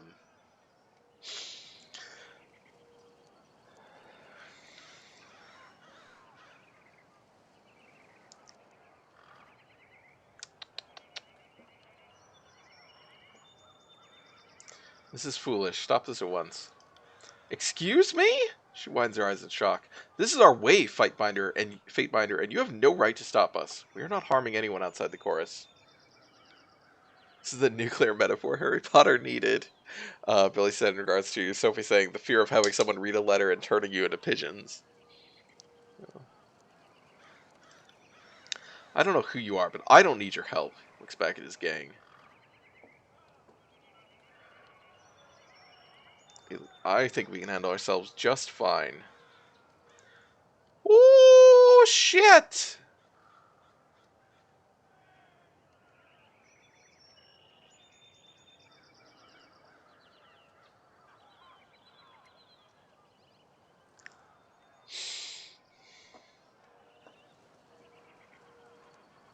I mean, I'd rather kill this guy. She seems nicer. By which I mean cooler. But I guess I need athletics 6 or 37 for that.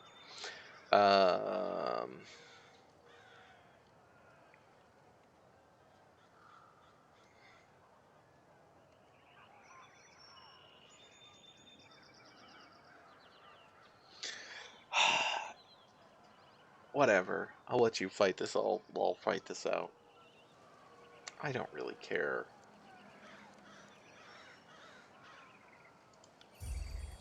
Soldier offers a quick, solemn nod. Come, who of you will be first to meet my blade? The gang leader tosses their knife from one hand to the next. Well, wow. Oh, they're both dead. Horde boots. Wow. You guys suck. David leads the nun gang.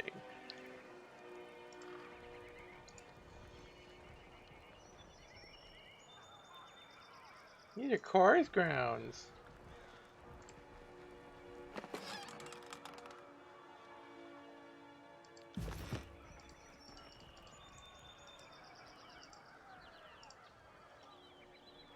I do wish for fast mode. That's my one wish so far in this game. What did we pick up? Oh, we picked up these. I had to look to see if these are better.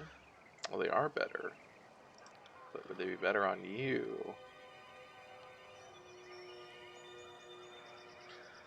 Better for you. They reduce recovery for me. Alright, you can't equip anything anyway. Alright, I think I will wear them.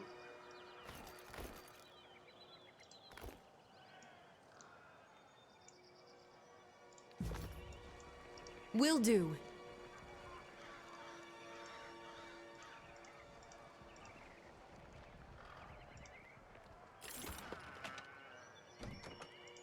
Beast blood pellet. That's not what that said, right? Beast blood pollen. Alright. It's pretty close though. Beast blood pellet.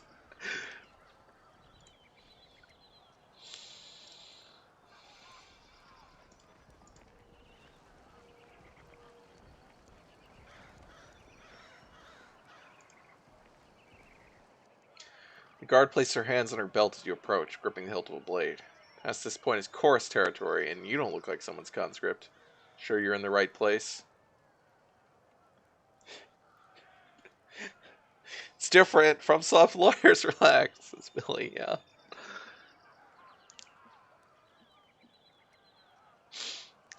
I'm Cade Wolf, Fatebinder of Tunon. I'm here to help vanquish the Oathbreakers. You know, I think I was told to expect somebody, but you seem too ugly to be her. Her lips crumpled to a smirk. Why exactly should I let you in? And more importantly, what's this hulking ton of iron doing here? The guard gestures at Barrick with a sneer.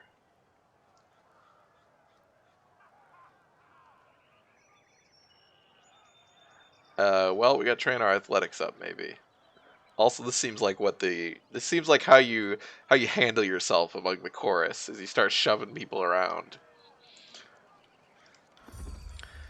Yep, you've gained favor with the Scarlet Chorus. Before she can draw her blade, you advance, place your foot behind hers, and give her a stiff shove to the ground. Caught off balance, she tumbles backwards, triggering an outburst of laughter in the other guard.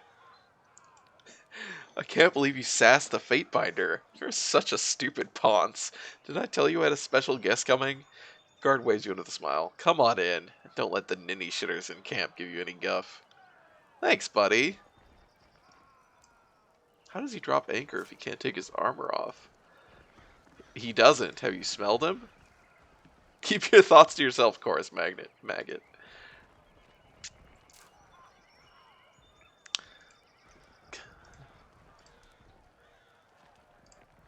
Can't do that. Several limbs bob under the greasy soup skin. Great. Battle plan scribbled all over a bloodstained map. Arrows point toward the inner ring of Bendian Valley. Okay. If they were Chorus Magnet, he'd have also fallen over. That seems accurate.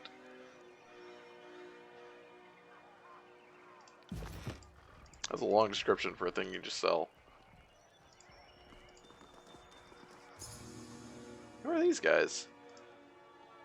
Why is the game paused? Oh, because we found a hidden thing. What have we here? I don't like that the setting is for hidden things and traps. It's like, well, one of those needs to be paused for, the other one does not.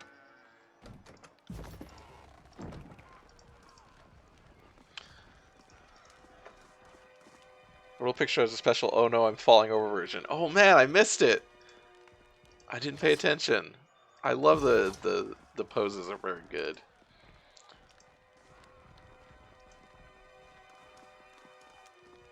Gotta go and loot everything before we talk to anyone. I thought there was another one over here. Guess not.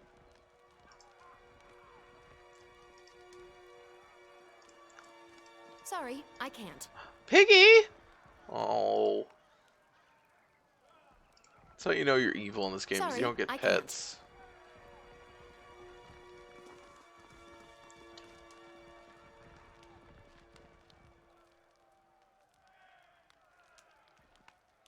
Oh, there's a box over here. Water. Recognize that icon. Can't do that. Ooh, 47. What am I at? 45. Okay, I'm close. I'm close. I wonder if there's a subterfuge trainer here. Seems like there would be.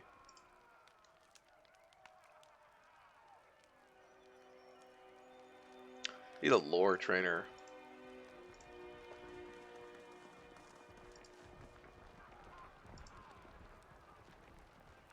Oh, there's the fifth eye. Alright, let's talk to Death Knell. You? As much of an accusation as a question, the broad-shouldered woman shakes her head with a scowl. So you're Tunon's Fatebinder. I was expecting something more impressive? She bows in spite of her misgivings. Death Knell, Scarlet Fury, my time is yours, for as long as it amuses me. The fighter effortlessly spins a bronze sword about in her hand. Let's get one thing clear. Stick to your words and law. Leave the fighting to the grown adults. Your corpse would just be a tripping hazard to those of us having a proper bit of carnage sport. We've got enough useless twats dying for our name as it is. All our horde recruits seem good for, of late, is piling in a shit-reeking mound on the battlefield. I really love to talk about how much shit smells. She hums low to herself and flips her sword side to side with several deft flicks of her wrist. Keep up and we'll have to toughen our recruitment standards. Keeps up and we'll have to toughen our recruitment standards. Again. Now what do you need? You may have met my brother, corpse fucker shitlord.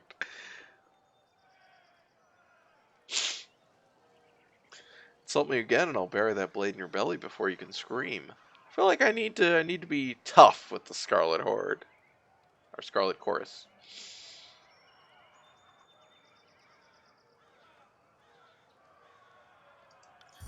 Yep. She feels a surprised but pleased laugh at your threat. Tapping the flat of the blade against her thigh, she cants her neck until it audibly cracks. Maybe there's something more to you Fatebinders after all. What were you expecting? Let's see. Death Knell counts on her fingers, conducting some mental tally. From your deeds during the conquest, how you've helped us since then. I expected a mountain, a warrior of colossal size who could shut a rampart wall into submission. She smiles. But I think you'll do just fine. Said something about the horde thinning. Swelling until it's thundering, then crashing and receding. It's been the way of the chorus for as long as I've been in it. She offers a one-shouldered shrug, ambivalent if anything, but more likely just uncaring. We take our prisoners alive, give them a chance to get to live, to be reborn into something better. Putting any and every able body to the sword like the disfavored do is nothing but a waste. Conquered enemy is but a new ally. It merely requires the proper coercion. Everyone wants to fuck the Fatebinder. Does seem to be the case. Of course, we do sometimes have the problem of lingering loyalties. Deserters are rarely successful in their escape, but they do try. The veteran guards, strengthened by their numerous blood ties, have been particularly stubborn. So, I have a better plan hatched. And what might that be? I'm thinking we redouble our efforts to recruit settlers, focusing on the unaligned and unsuspecting, instead of flushing ourselves to the gills with oathbreakers claimed from the battlefield. How exactly do you plan to convince them? A knife fight has sufficed well enough in the past, but you inspired me to try a more diplomatic approach this day. What do you say, Binder? You might be able to ease them into the idea, save the lives of their friends and neighbors in the process.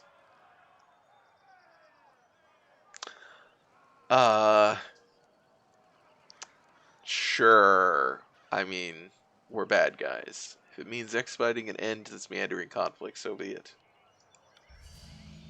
Fury howls a satisfied laugh and smacks you dead on the back. Sometimes I cannot read. My methods are surefire, you'll see. I'll mark the settlement on your map. She grins, biting her bottom lip bloodied. Can't wait to see the outcome of your efforts. So what is your role in the Scarlet Chorus? Death Knell frowns, her eyes narrowing. Do you not recognize a Scarlet Fury when you see one? We're the warrior spirit of the chorus. Scholars of sword and shiv. She folds her arms, puffing out her chest. In peace, we train those tough enough to endure our lessons, but wise enough to learn from the best. In battle, it is our duty to slay our foes and inspire the horde with our skill and bravery. Death Knell clicks her tongue, looking aside to the others in the camp with an eye roll. We are fearless vanguard of this confused but glorious rabble. Great. Have fun with that. Let's talk to this guy since he's wearing purple and has got the...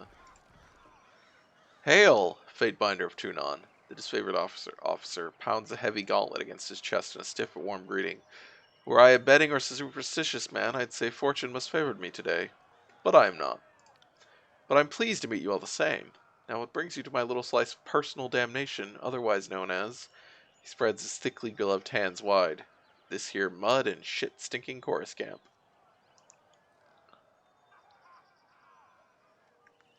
Get in that. Why are you stationed with the chorus? From the way most of my days go, you'd think I was here to row with the Blood Chanters and Scarlet Furies. But my post is here to represent the disfavor's interests before Fifth Eye and the Scarlet Chorus for our Iron Marshal Aranios. Not that I've gotten to do either, in so much as the last span. You sound frustrated. I am. He tips his helmet back enough to spit at the ground. You try having to fist fuck every Fury who wants to talk to you, and that's after I try to talk them down. It's a Kairos damned mess. Anything you like to report, soldier? Maybe you noticed something unusual during your time here? Kicks his head to one side, taking it back. What about the chorus isn't unusual? The army itself is strange, malnourished beast. But no, the screamers seem mostly in order, ma'am, and I haven't been spying, if that's what you're implying, ma'am. Still as a post, he studies you sharply, scarcely appearing to breathe. Of course, even if I was, it'd be damn near impossible to learn anything from this shit sty. Fifth Eye and those damned Furies don't even loop me in enough to do my detail. And it's not for lack of trying on my part. What do you mean? Okay, I don't know really why that was a gain favor situation. I'm not just here to keep a steady eye on the Oathbreakers, who they give far too much freedom after conscripting. I'm here to be a resource for the benefit of both armies.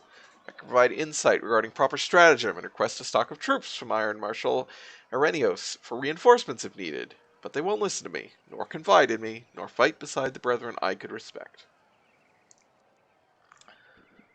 Our lives are at risk, and even then you can't get along with the chorus. Begging your pardon, ma'am, but I've never fought a battle where my life wasn't on the line. He shrugs. Kind of the nature of war, isn't it? You can tell these people are evil because of all the naughty language. It's a time on. You know, Will do. I don't think we've heard the Bendrian guards speak filthy yet, so that might be true.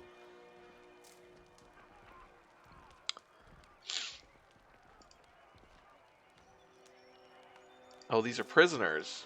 Okay. And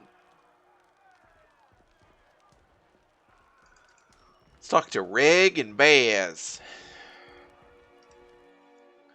Well, look who we have here. Chewing on some manner of cud, a heavy-set soldier flings spittle.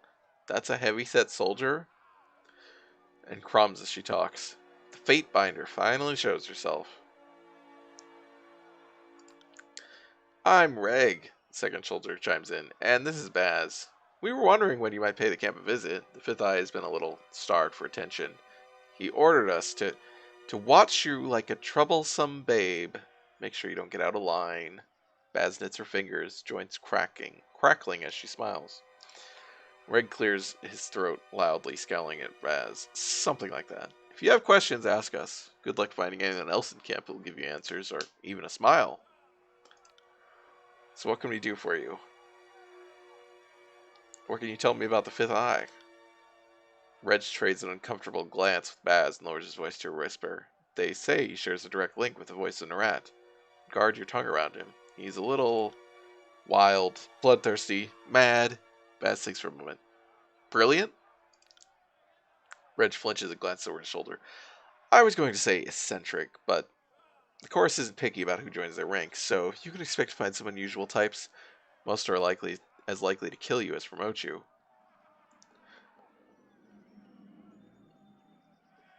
Ambulance outside, I guess. She just called you a babe. They really are all hungry for Fleet Binder. Tell me about yourself, Baz.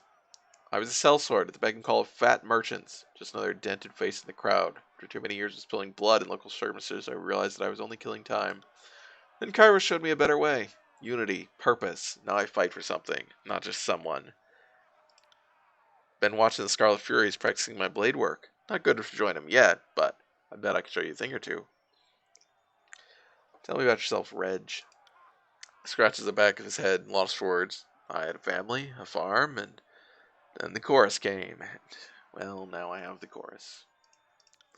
Priorities change when you hear screams in the night, feel a blade pressed to your neck. Things like farms or families don't seem as important. I used to have nightmares thinking about the culling. It felt awful remembering how I hacked my mom and dad to bits just so I could survive. Oh, okay.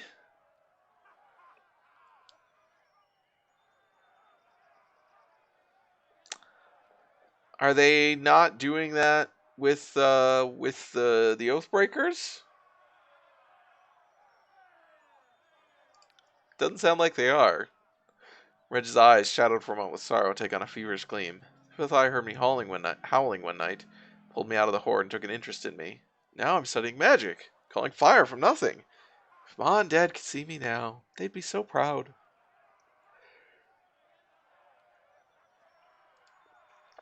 Ah, child soldiers. I mean, we knew that kind of shit was going down, but woof. Show me what the Fifth Eye's been teaching you. Yeah, teach. Oh my god.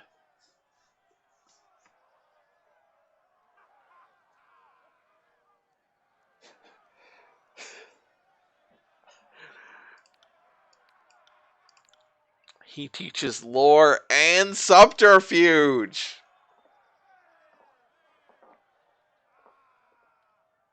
I'm confused. What does this mean? 1945. This is what we currently are. No, I'm confused.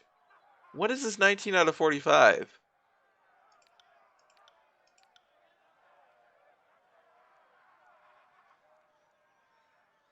I don't know what this means. Let me, like, because what my skills are 45 and 46. No, my current are 45 and 46. Yeah, I was like, no, my current are much higher. So I don't know what that means.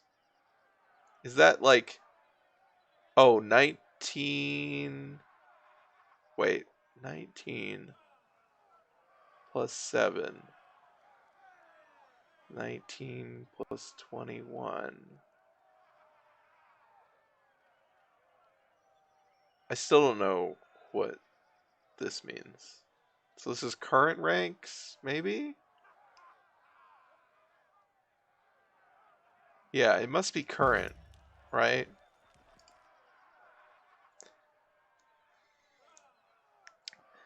Bass fits a wad of chewed bread into her open palm. These rations are foul. Taste it. Can't tell if it's poison or mold. Heard that our watches spotted his favorite scout by the grain stores. You don't think. I feel fine. Maybe it's an herb to slow my hand in battle. Sabotage is a coward's weapon. Maybe it's just gone bad. Seeing you Reg pockets his ration without taking a bite. Fate binder. Mold is a poison, Baz, says Billy. That's true. We'll make this valley burn. He doesn't teach me fire magic, though. Yeah, this must be... Okay, so those are my current. Those are my current. It's just... Okay. So... We would actually like to have 2 levels of subterfuge, but really I need to get lore up. Sabotage is a coward's weapon, but subterfuge is completely honorable. I have no idea what these guys think about that stuff. They seem all over the place. How much is a bronze?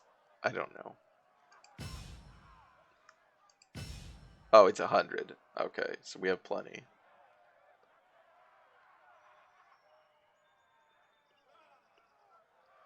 So, is this also like Oblivion, where there's like a max amount of training you could do per level?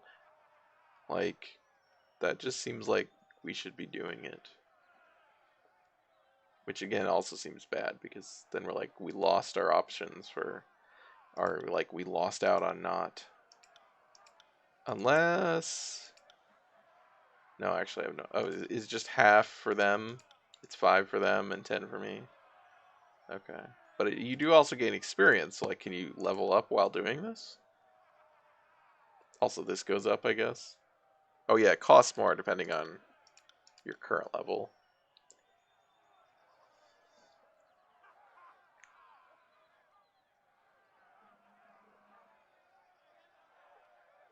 Trying to decide whether I should just grab the 2 and sub. Maybe I should just come back afterwards and we'll see. Also, I guess we should see what she can train.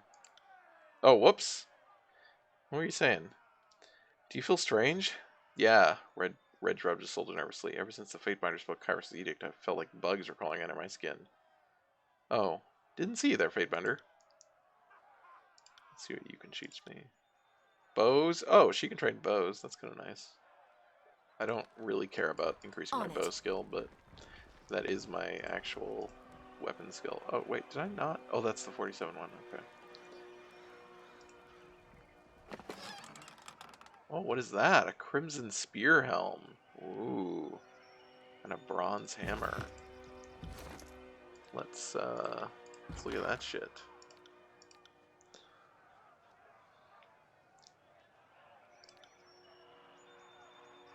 Not using that.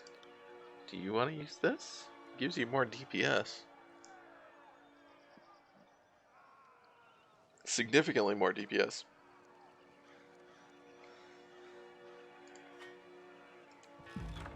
Oops. Oh yeah, I was gonna look at. I'm assuming that this is not better than your current shield. No, it is not. Okay, so we can sell that. Also put you back to that.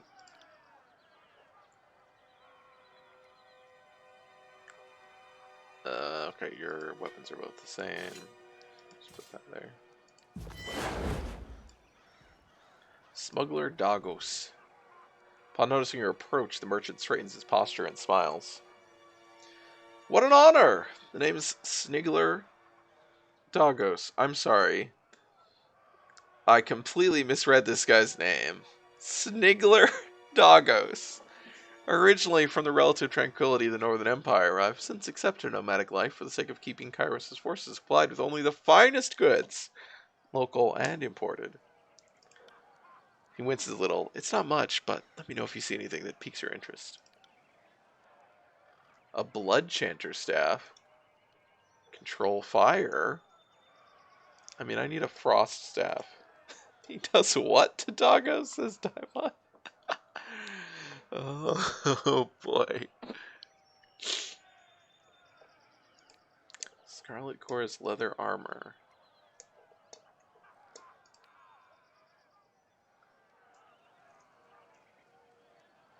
Better against piercing and fire. Worse against frost and crush. That might actually be better. I can't afford it right now, though. It's expensive.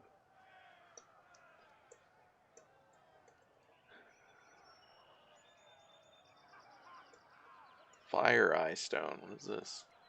Rock grows with a warmth. Wait. Oh, it's an accessory. Okay, it gives you plus 10 controlled fire. Should be good. Oh, he's also got these. Oh, shit. Magical Accent, which increases the accuracy of a spell. Use the spell to enhance the target's attributes and damage. I already know that sigil, though. Magical Expression, with if used in spells that affect targets within a cone. Interesting. So we can sell this. Is there anything else we could sell? I think we could sell this.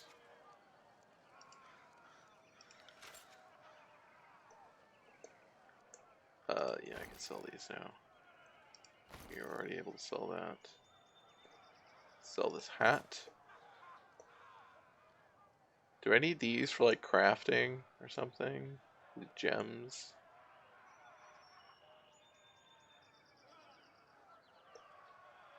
Someday I'll be able to read this.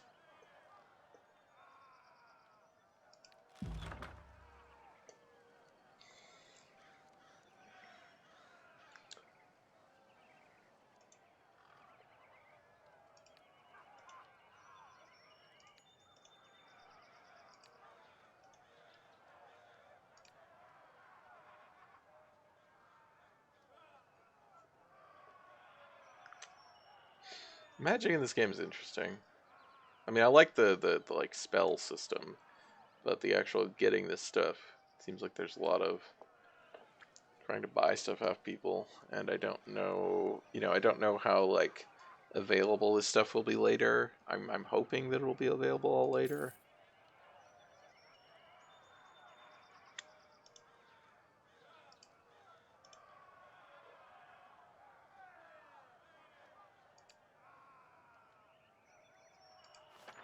Let's grab that, at least.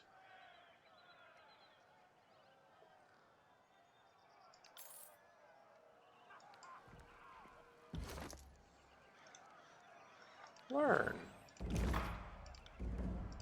So, oh, well, that doesn't have an accuracy, I don't think.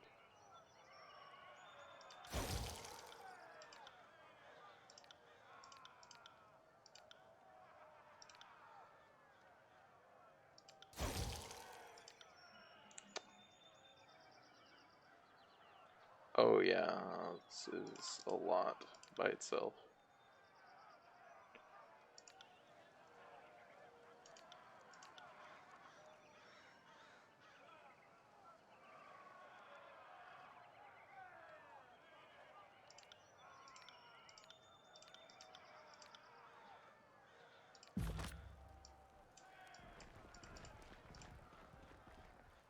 Hey, Fifth Eye.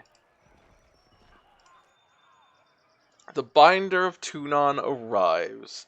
Squealing with the teenager's timber, the Fifth Eye's voice makes your gums itch and your fingernails feel in need of a trim. And we just finished having a bit of sport with some captives, but worry not, we'll have more fun with another batch momentarily. Dressed to the bronze-red regalia of the crimson spears, the fifth eye beckons you to stand close, wagging a blood-spattered glove. Personal gang of the voice of a rat. Okay.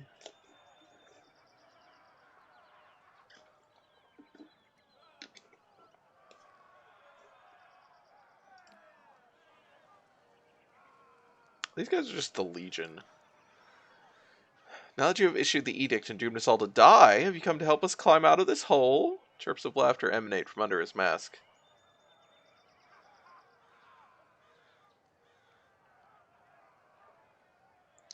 Sophie said, kinda. Not here to follow your every order, but we all need to work together to stop this edict. But of course, you are Tunon's concubine, not mine. I envy your long leash and hope you will grace us with your prowess, if only to set an example for the rabble. We know the Oathbreakers are focused in the citadel beneath the mountain spire, but we have learned this is not their only nest. Fifth Eye wags a hand in the air with a high-pitched squeal of displeasure. Given their pattern of attacks, they must have a second group maintaining camp here in the Outer Valley, and unless we deal with the second group, they'll attack from behind the moment we cross the river. Remain silent. My last group of scouts returned with a new batch of prisoners, and one of these prisoners claims she can lead us to the Vendrian Guard's secondary camp, though there are shreds of deception in her voice. I could use your help questioning this Varia Kell. Perhaps you'll get less screams and tears and more useful information out of her. If we knew where to ambush the Oathbreakers, we could try and take their captain and show him the wisdom of joining the chorus.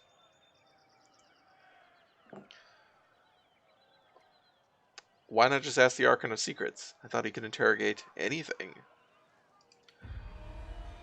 An unintelligible mutter escapes from under the Fifth Eye's mask as his posture stiffens. And I'm sure you can drink all manner of cider, but that doesn't mean you'll drink every barrel of cider in sight. A boring, insignificant mind is a waste of the Archon's efforts.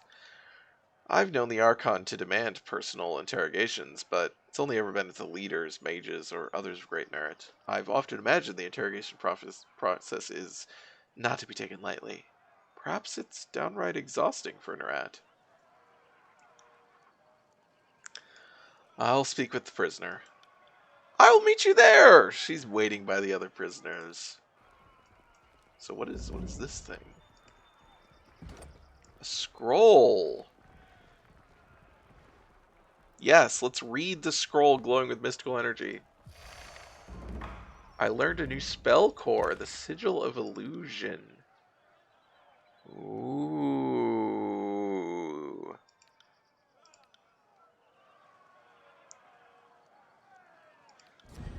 False Pit. Endless black pit convinced they are falling to death. The enemy is left prone until they can make sense of the illusion. 38 seconds for this one.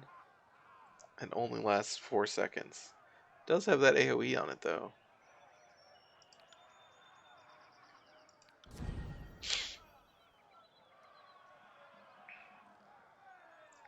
Spectral Blur. Oh, these are two completely different spells this time. Mask the target, making them harder to hit. Okay. That's kind of neat. I mean, we definitely... I need more spell slots. How do I get more spell slots? Oh, I probably get more spell slots from my my magic trees.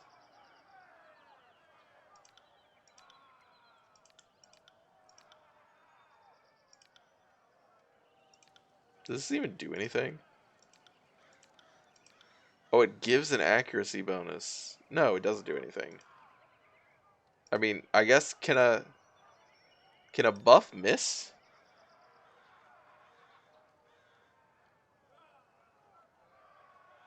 Oh, is it lore? It might be lore.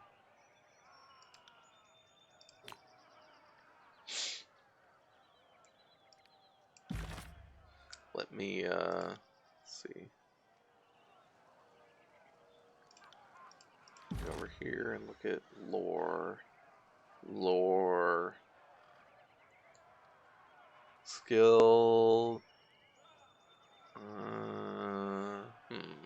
Let's see.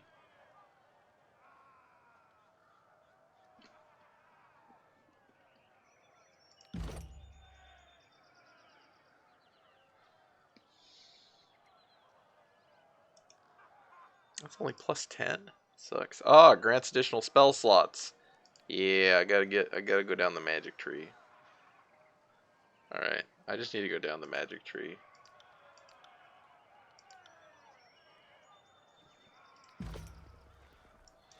Will do.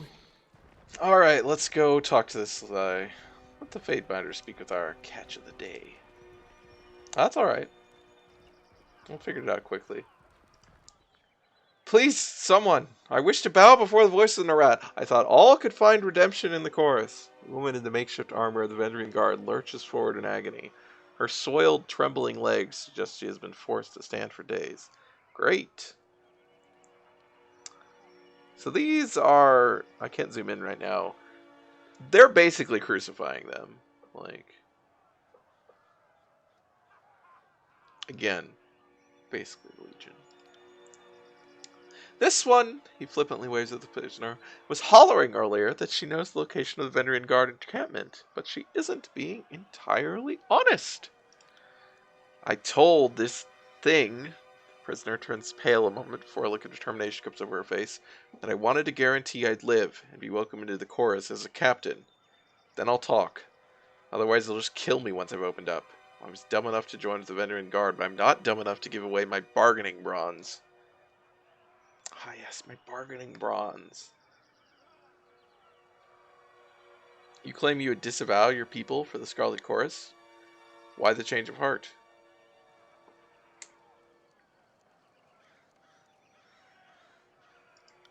Because I want to live, and you don't need to be the Archon of Premonitions to know that the Younger Realm's gone for good. She blinks several times, catching her breath. Kairos is the new strength of the Tears. I would rather stand with the Archons than be crushed by them. Why should I trust the words of an Oathbreaker? I suppose I have no answer for that. Farai's eyes fall to the ground and she swallows nervously. When I joined with the Vendrian Guard, I accepted their broken vow unto myself.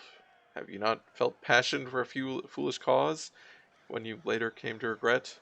Well, my surrender is sincere. I'm willing to bow before the voice of the Narat to prove it. Tell me what you know, and I can see to your release. Apparently you don't have any other options. Interesting. I heard the chorus is looking for Captain Pelox Florian and his crew. Different from the other Pelox, who's dead, apparently. I can lead you to them, but only if you release me. She turns her head, taking a long look at skewered and smoldering corpses around her. She tugs at her restraints, but to no avail. You're lying. Why don't you tell me what you actually know, and I'll see about saving you? Well, you see, shaken by your demand, her lips move wordlessly for several seconds. So, I don't know exactly where the rest of my crew is, but I can tell you. She shakes her head, catching her breath. Search that one. She reaches up with her right leg and points with her foot, calling attention to a nearby pile of corpses. How does she reaching up with her right leg? They are clearly all bound. The tall, dark one, missing most of his face. Check his left boot. He was the literate one in our crew. He had the orders. With a snap of his fingers, the pair of choirmen yank the boot off the fallen guardsman. A rolled parchment slides out of the boot and is thrust into the fifth eye's hands. He unfurls the scroll to give it a read. It's nonsense, just a mash of words. Laughter erupts from under the mask. She said she had information. She gives us garbage. Slay this wretch for wasting our time. He snaps his fingers at a nearby Scarlet Fury, who promptly snatches a long knife from her belt. I heard her say she'd swear fealty to the voice of the Narat. An initiation rite would be in order. Seeing as you are an expert on the subject of fate, I will entertain your wisdom on the matter. What then would you propose we do with her?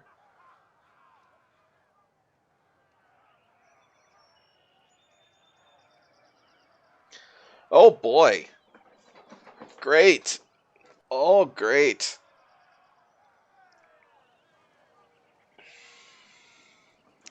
Send her back as our agent.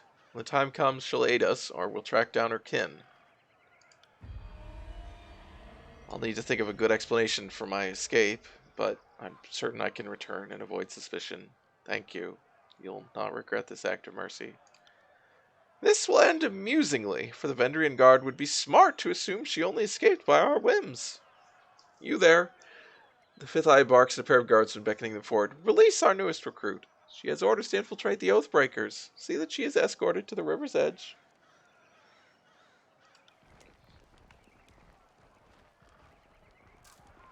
Very slowly, Variah inhales deeply, flexing her fingers as she shakes off the stiffness of being tied to a post for days. I will return to the Vendrian guard, act well my part, and await further instructions from the chorus. With a nod, she follows her escorts out of camp.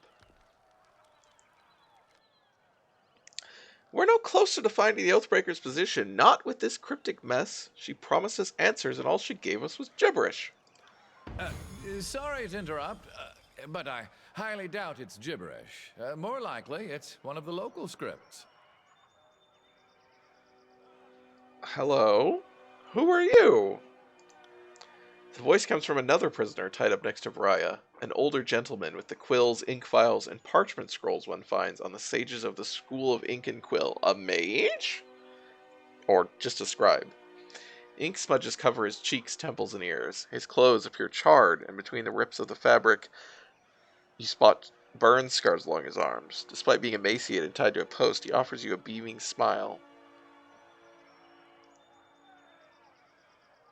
Who are you? I'm Sage Lantry, one of the hired quills that was coordinating missives between the Vendrian guard captains. They aren't paying me anymore and aren't coming to my rescue. So I'll decipher that parchment for you. That's what smart prisoners do, right? Make themselves useful? Sophie says a scribe wouldn't be voiced. Yeah, I mean, I would also assume that a scribe would not have his own reputation. Who would have guessed the sages of the school in ink and quill would be famous for carrying ink and quill, says Daimon. So, hired quills. Running a household army requires a great deal of logistical know-how, and it helps to be literate and capable of maintaining your own records and ledgers. Most leaders employ assistants, known as hired quills, to log harvest, schedule payments, balance payrolls, and dictate letters to friends and rivals.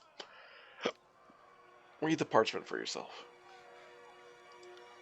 You unroll the parchment and see a message of modest length written with professional, albeit hasty penmanship. The Tearsmen speak the Canto just like the Northerners, but they have half a dozen different ways of writing it. This particular script is unknown to you. Can you read this? Let me see. I can't.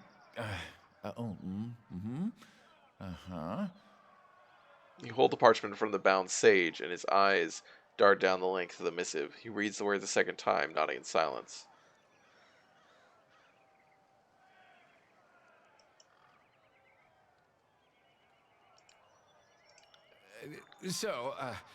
I don't know exactly what it says, but I'm half certain that's Sage Selwyn's handwriting.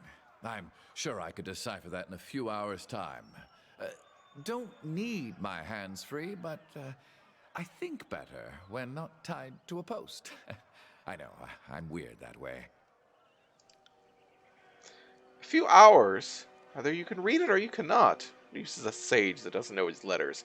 I've heard all I need to hear. I say that we have some fun with this one.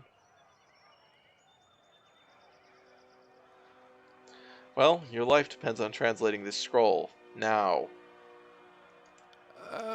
I would love to help. I just need some time. That's written in another sage's shorthand. I'd have to sit down with it, or better yet, compare it to a piece of his writing I have stashed on me somewhere. If I sat down with it while sufficiently sober, it's highly probable I'd figure it out. Sober?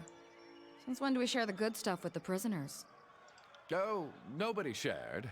Right before I was taken prisoner, I imbibed several vials of reagents. I wanted to be numb and disconnected when my captors used me for carnal catharsis. It's made these last few days tied to a post almost enjoyable. Wow. I don't know if this game is really...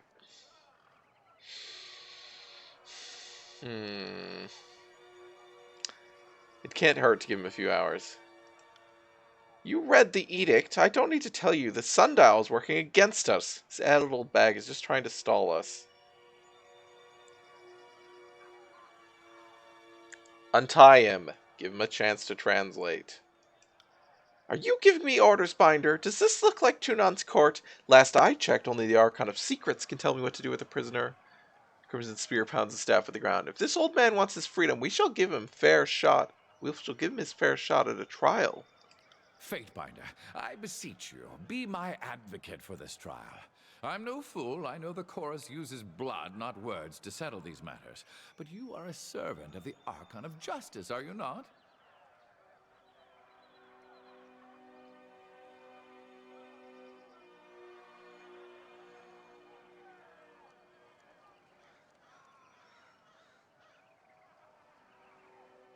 He obviously has useful information, yet you're willing to let him die for sport.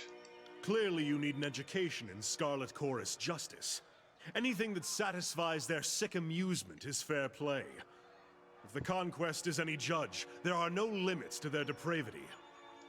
Did Graven Ash castrate you during recruitment, or do you just not know the meaning of the word fun?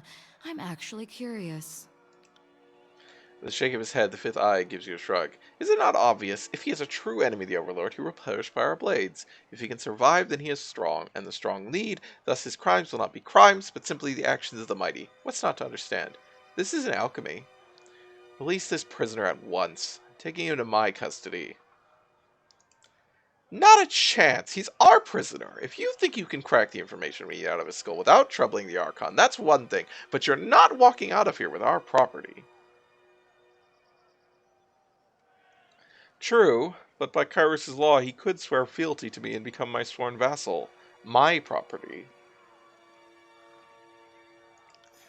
A most clever technicality. And I would happily serve the Archon of Justice as warrior. Especially if it means getting out of this mess without a perforated lung. Silence, old man! Good luck bowing to the Fatebinder with your head pulled from your neck. The fifth eye jabs a finger at you. The course earned this prisoner right and proper. If you wish to rob from me, go ahead. But all will know you are the sort of Fatebinder to take as you please. Did you just tell me no? Ah! The chorus warrior emits a whimpering squeal as you grab him by the chin of his mask and pull him close. Gloved hands press against you, but try as he might, his push cannot exceed your pelt. Well, release the prisoner to me, and I won't shame and degrade you in full view of your followers. Thank you, Diamond. Yes, yes, he grunts and stammers as he struggles to wrest free from your grip. Once you release him, he shuffles to regain his composure. You too! Dusting himself off with one hand, he waves to two nearby constructs with the other. Release the sage. He's the Fatebinder's problem now. Sage is unbound from the post. Stiff legs nearly buckle as he attempts to walk, and his arms flex and flail in their new freedom. Wiping sweat and grime from his brow, the sage steps close to you with a nervous smile. Thank you. Oh, I thought I was going to wind up as another corpse in that pile. Now, hand me that parchment. The sooner I can find out what it says, the sooner I can get out of this place. Come back in a few hours. Well, much of the parchment was weathered, but I could make out the important parts of the text. The note makes mention of a meeting spot west of Tripnettle. I guess we just stood here for a few hours. So, the old sage knows his words after all. I'd ask that you travel ahead and see if you can't get Captain Florian to yield to the chorus. They will strike at first sight of a chorus gang, but perhaps they will parley if yours is the face they see. I know the area, and I suggest we go at once. I'll show you the way. I'm eager to be far from the stench of this camp.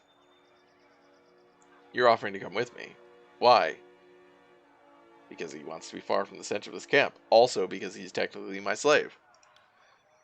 Because the alternative is what? Living here with these illiterate brutes? My old study is under a river of fire, and there's no family missing me. Besides, I'd much rather chronicle the binder that twice proclaimed an edict of Kairos. I'd be a fool to let someone else write your story. You want to chronicle me? Well, of course! Even if the Barning Library is never rebuilt, our work to chronicle the days and events needn't cease, and you're a noteworthy player in this whole war. I can't think of another living Fatebinder that has been twice given the honor of proclamation. Fine, if you're so eager, come with me.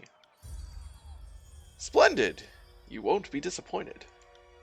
I know I may seem old and frail, but I know how to step lightly and how not to get killed. Really, I won't slow you down. Lead the way and let me know if I can be of service. Are we done here? Are we done here? Let's hightail it to Trip Nettle. If your new pet doesn't behave himself along the way, I'm not above clipping his ears. Alright. Oh, look at that old man. I He got looks it. much more, he looks a bit more built out in that picture.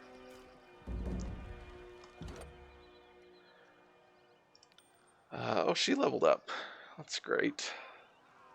I think she needs some might.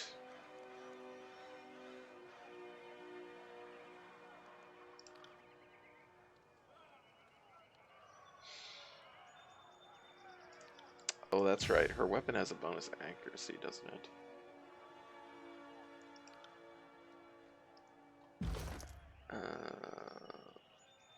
It does have minor accuracy. Huh. Alright, I guess we can just do that for now. Let's look at what his stats are. Low might, high wits. Yeah, he's definitely a mage. High finesse, high resolve. Whoa, he's got control life. Ooh, so that gives me, he has healing and control vigor, which I have. So that's not very useful. But I'm gonna swap over to the other stuff pretty soon, hopefully. Different kinds of magic. Up here, he's actually better with one-handed weapons than he is with a magic staff. Pretty good with lore. Not as good as me with lore, though.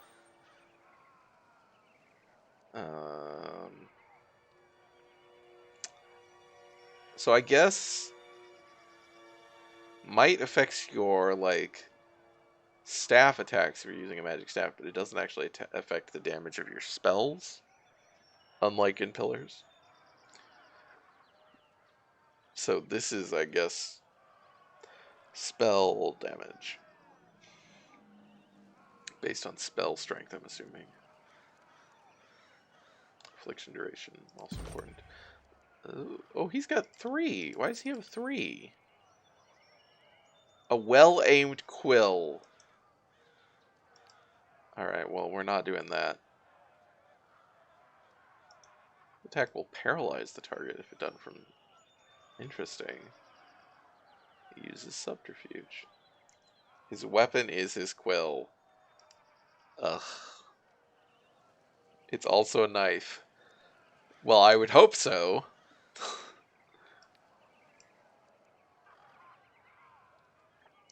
Restores the party's weapons and armor to pristine condition. Increases the damage from weapons and protection from armor. What? Oh, it's an AoE like buff. Okay. Improves control life. Okay.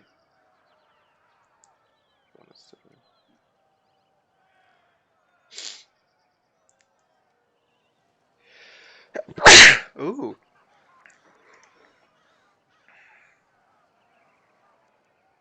Revival. Interesting. Okay, so yeah, he is a healer.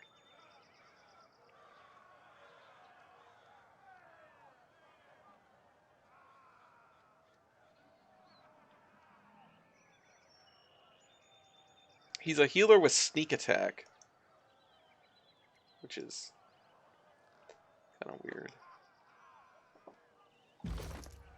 I guess that's his one-handed weapon, is his... Fucking look at it. Jesus.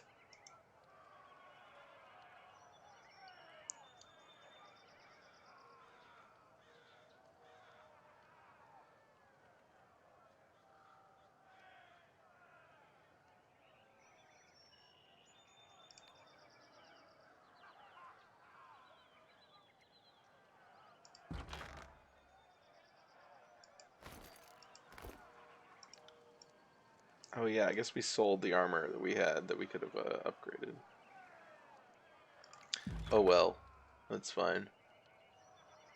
I didn't realize we were going to get another companion so soon.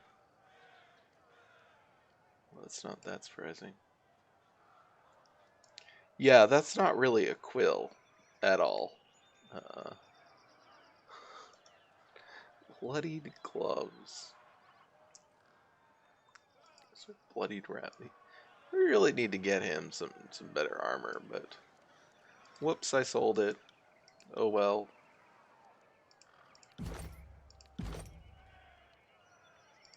Oh, she also gets a new one, that's right.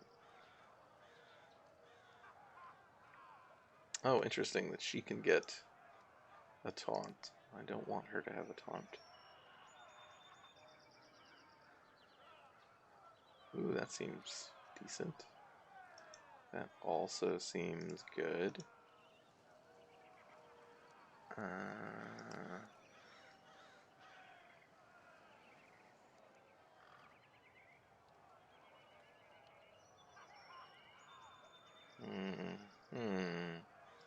Maybe hold off on that.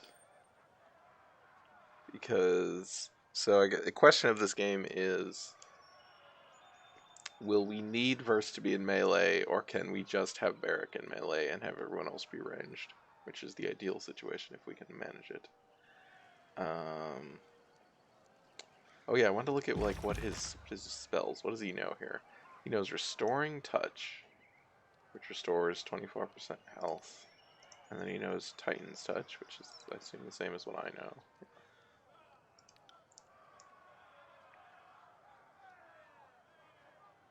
Okay, if you're going to be our buffer, we'll give you this ability.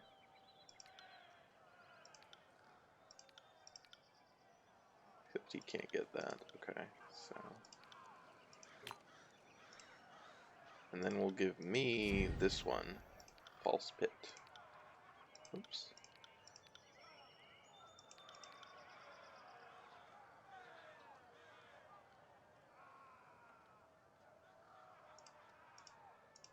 What does this do? It just increases the range. It's not that important.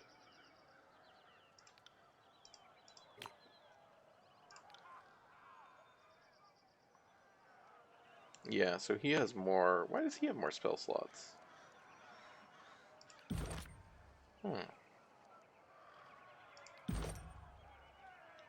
Does it come from high wits? Let's say. It definitely doesn't come from lore, because I've got more lore than he does.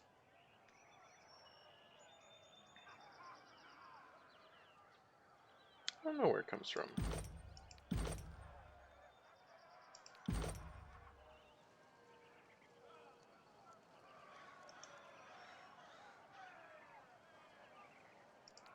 One minute cooldown. God, a lot of these abilities have really long cooldowns. They're not really like stuff you use continually. Okay, I don't know if I can do anything with him right now. We'll figure out where to spend that in a bit. Let's see here. Okay, so this is resting, I guess. Looks like. No, I do not need to rest for 8 hours. What was... Okay, that was that. Is there anything else here? There was more. We could train more with those guys. Which is probably a good idea.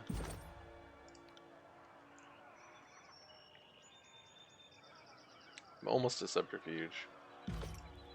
Maybe get 1 level in Subterfuge.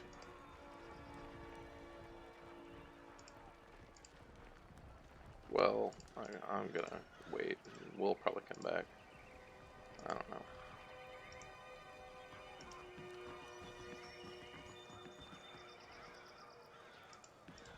Can't do that. Oh, I gotta edit my... Do-do-do-do.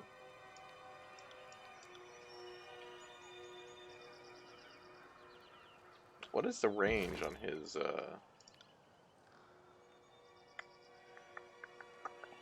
guessing it's not very far. It's okay. You can throw these just as far as I can shoot my bow, so that's kind of impressive.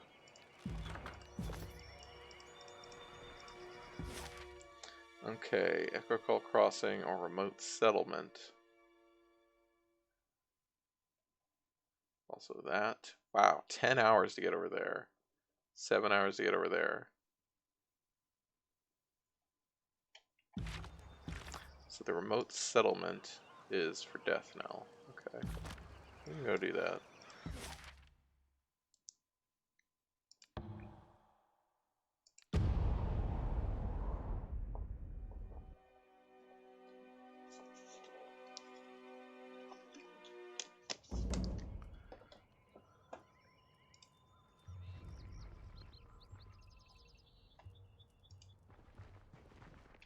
assuming it's like saving. Yeah. Okay, I guess we only have the one autosave.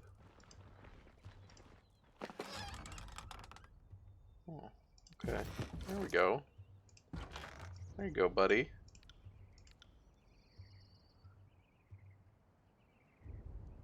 Well, it's exactly the same, but it probably looks much better. Why are you purple?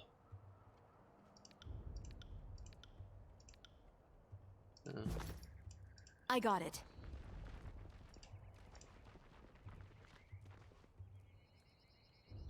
As you step into the center of the village, you feel as if you're being watched from all angles. A distant patter of feet echo off the walls in the small and seemingly deserted village. Fashion tyranny, yep.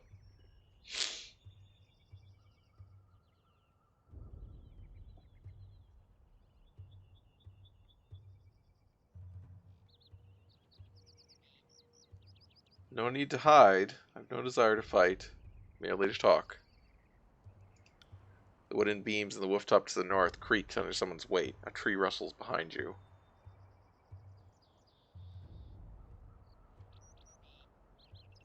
I've come to offer you redemption with the Scarlet Chorus. I'm doing my best to try and save you all. Feel free to help me in that endeavor. Voice bellows from the rooftop with a cackle. Go home to your overlord. Oh, hi, everybody. Sorry, friend, but you won't be leaving here in one piece. We'll send your head back north. I want your folks to see what happens to those who invade our lands. Heads up. Okay, okay.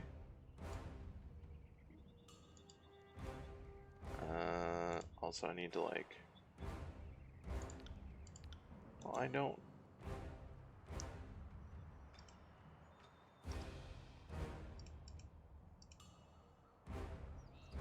Oh, interesting.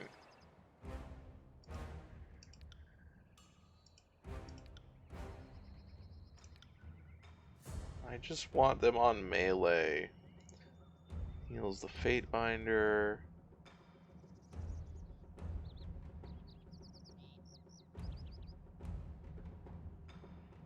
Okay, sure. Let's do that. You... So we want to deal with this guy first. What is that? Oh. Interesting.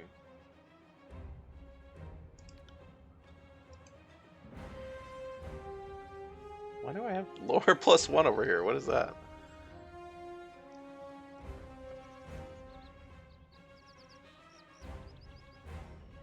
Oh, I guess from the experience. You need to do... No, not that.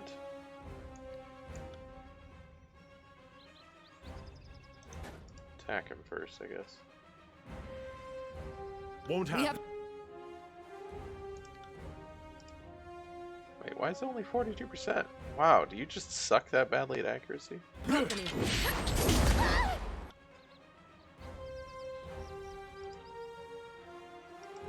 Can't wait to try that again.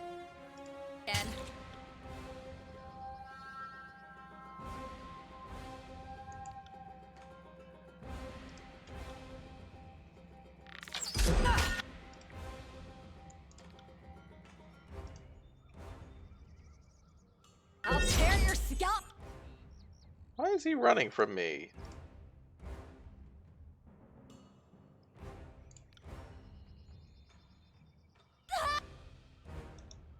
Oh.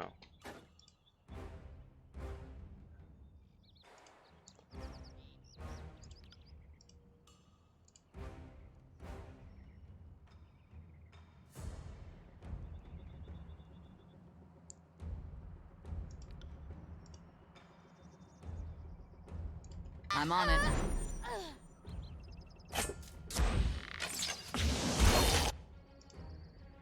Oh yeah, I want you to...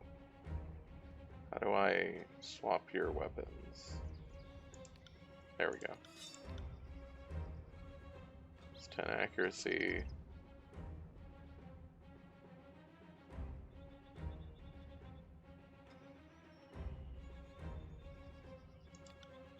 Let's do that. You got it. Oh, yeah, I guess you do that.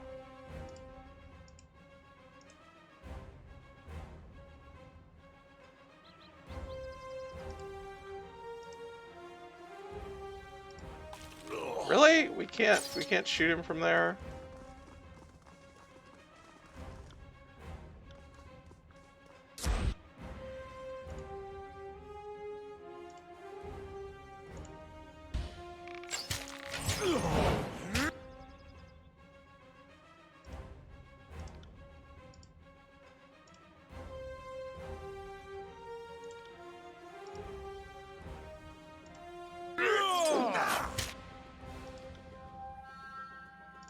Might as well do this just in case.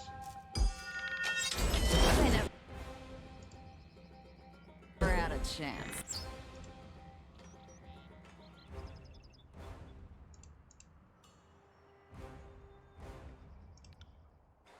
That's range on these quills. Oh, well, he's dead.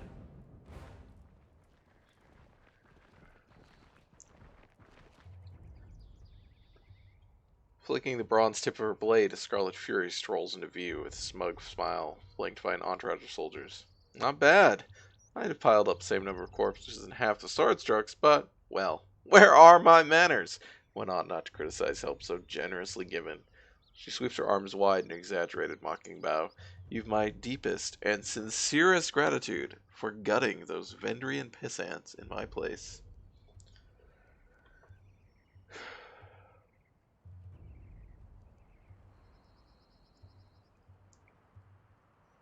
You're welcome, though I came here to recruit for the chorus. Slaughter wasn't my intention.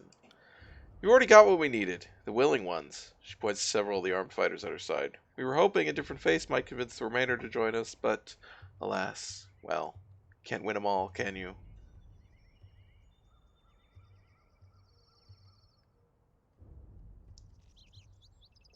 So you put me in harm's way under a false pretense. I could have your head for this. Stow your bluster and take it up with Death Knell, because I'm quite certain that's who talked you into this. She flicks her blade at you in dismissal, in a gesture that simultaneously manages to appear obscene. Alright. Heavy bronze armor. Water. Can't do that.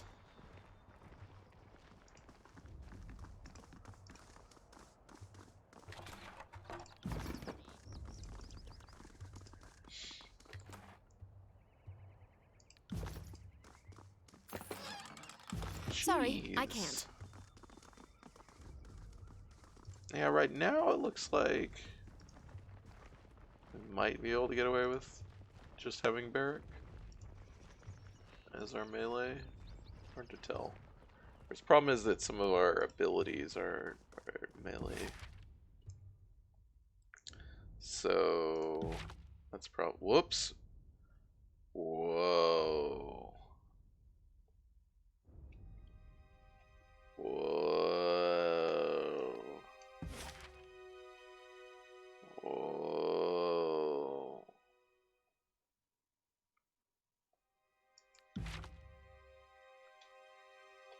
Oh, hi, Graven Ash.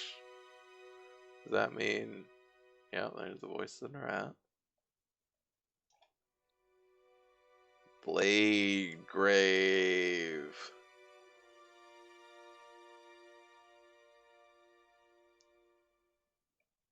Tune on. Whoa.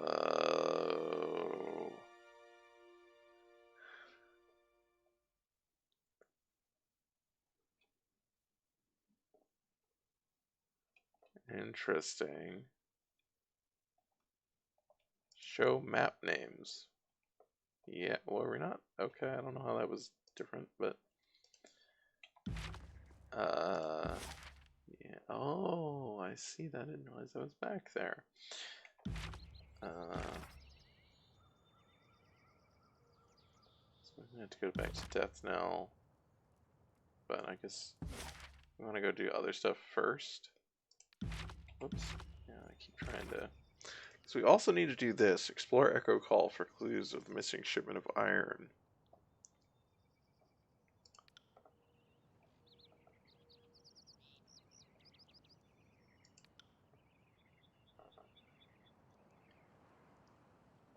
I remember the Bastard City, but I don't think I realized the whole tier it was on is called the Bastard Tier.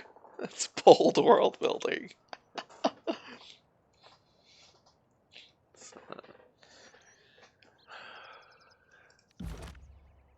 People really missed out in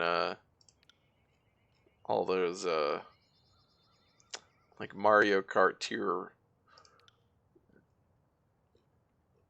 rankings by not having a Bastard tier for Luigi.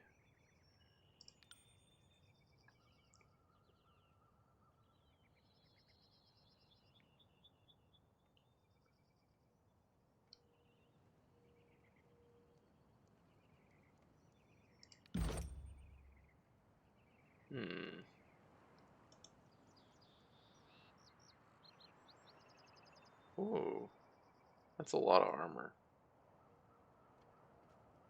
That seems good.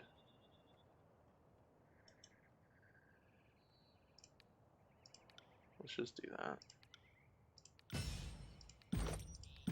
Who else had? Oh, wait, do you have another one? Oh, you have another point? Hmm. Interesting.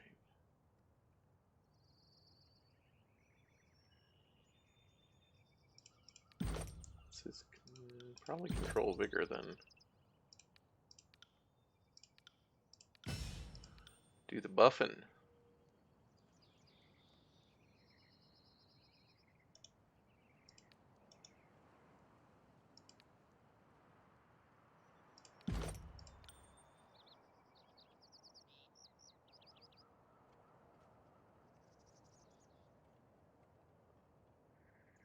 Does affliction duration also affect duration of buffs?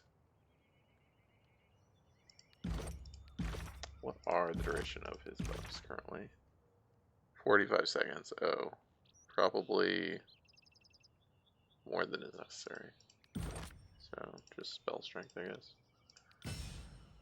Oh, he's got more! Right. It's so weird to be doing attribute level ups. Not used to that at all. Do we want to go to Trip Nettle? It takes 10 hours to get over there. We also need to get to Echo Call. I guess let's go to Echo Call. No. Because it seemed like we want to do this first. Before we go to Echo Call. So. Okay, we had to go to the Scarlet Chorus anyway. So let's go there and talk to Death Knell.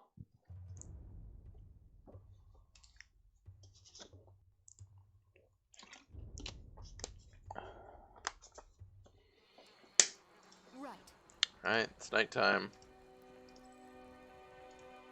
Luckily we don't have to sleep for our, it's part of our 8 days. Fate Binder. Death Knell nods in your direction. What do you need? Punch her! Once a strike, he close. What, she doesn't like that? You close the distance between the two of you and land a punch squarely in her stomach. The force of it knocks her back a pace, causing her to take a knee. She lets out a few coughs for regaining her composure and standing back up. You or any chorus member try anything like that again, I'll put you on a spike myself. Ooh, the Scarlet Fury nurses her stomach and replies with a strained voice. I'll make a note to watch my step around the Fate Binder of Tunon. Just before she walks away, she takes one of her swords and gives it as a once-over before tossing it into your hands. Good punch. Okay. Quest completed. What do we get here? Immunity to poison. Oh. I mean, that seems good. And then we got this weapon. Twisted Iron Sword. Uh-huh.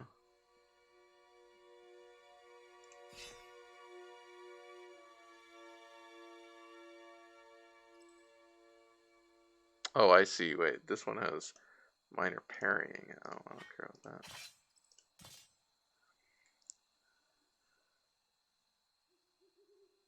So generally worse. The most important thing in diplomacy is being able to speak the language, says Daimon. Yep.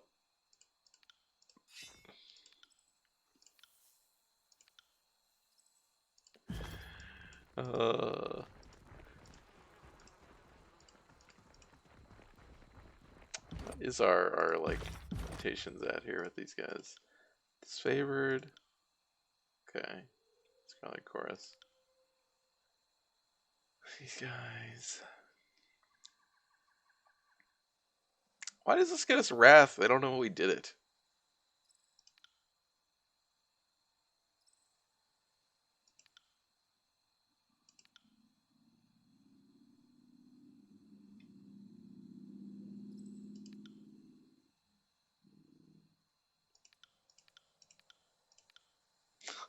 The highest of any of these that we have is with the person we don't have, who is currently our enemy. So that's a thing. Seems silly. Okay, let's go to trip battle, I guess.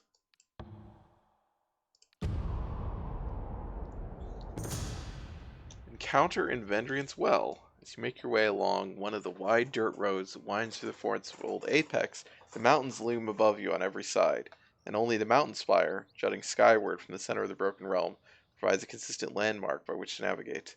Cresting a hill, you make out a flash of light on bronze through the trees, accompanied by the movement of several individuals. Technically, you've known her a lot longer. I mean, we've met briefly. We didn't even have a conversation the first time we met. She was just there.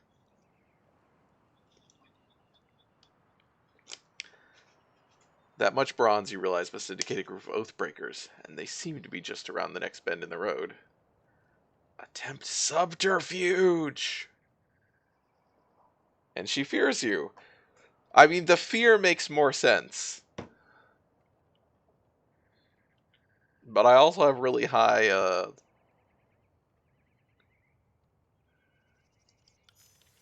Yes! Keeping low and using the foliage as cover, you move carefully through the underbush, marking the concave bend in the road. The far side of the bend slowly resolves in your view, revealing not one patrol of warriors, but two. Apex Heldra in heavy bronze scale marks the first group as members of the Vendrian Guard. The other warriors, however, wear rings of bronze set in heavy cured leather, a sigil on their tabard, styled in the likeness of the Bane. You've heard a group of brutal mercenaries out of Haven adopt similar heraldry. Spy on them. Well, you also didn't kill her twice, said Sophie. I mean, that's true. Mostly, I think it's just weird to have that stuff in the companion list. uh, like, come on, don't spoil your own game. I mean, I guess it's not a spoiler if it's in your own game, but like, it feels weird. Moving with extreme care, he closed within listening distance of the two groups. As he eavesdropped on them, it becomes immediately clear that the Vendrian Guard hoped to recruit the mercenaries, explaining to them in no uncertain terms that if the citadel of Vendrian Well falls, Kyrus' edict will slay every tiersman confined within the valley. Such is the way of the Overlord, the Oathbreaker tells the mercenary. His troops die, or we all die. There's no middle road, no parley, and no quarter. There are a couple of people like her you meet, but don't recruit for a little bit. Yeah, we will expose the lie. You step forward, revealing yourself from the brush, sending the tiersmen scrambling to ready a bristling bronze wall of spears, swords, and shields. You point at the guardsman, calling out his self-serving lie. The mercenaries have little to gain from working with the Vendrian Guard, and everything to lose. The Edict of Executions thus slay those in the valley only if the citadel does not fall to Kyrus' forces. You should know, you tell them. The edict was issued by your lips. It'd be weirder if you didn't get points before, and unveiling numbers is better than not. I guess if it were just, like, notable people, like where the Graven Ash stuff is, that would make more sense to me. I mean, it would also be fine with it being hidden, to be honest, for that stuff. And just coming up when you get her. But they already have a section for important people. So just put it under there. Because she's already been established as an important person. Even as the Vendrian guardsmen howl for your head and advance on you with weapons drawn, the mercenaries holster their arms and withdraw into the woods. I mean, you guys could have helped, but I guess fair enough.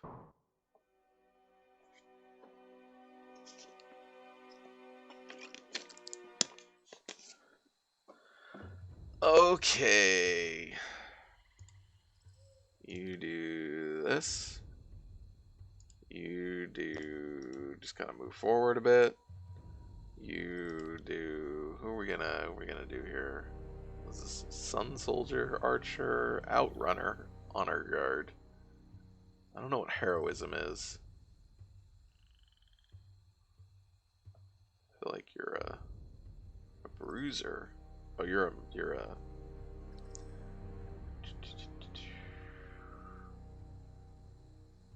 let's try and fuck up that lady. I will. I don't have that long a range on my skills yet, which is annoying.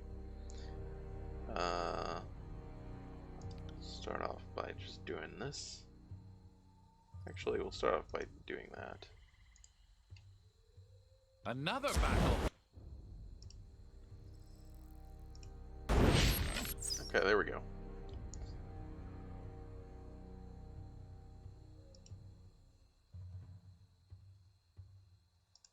It's nice to have her on the screen so that you at least remember who she is when you meet her again in 4 hours. I mean, hopefully not that much, but yeah.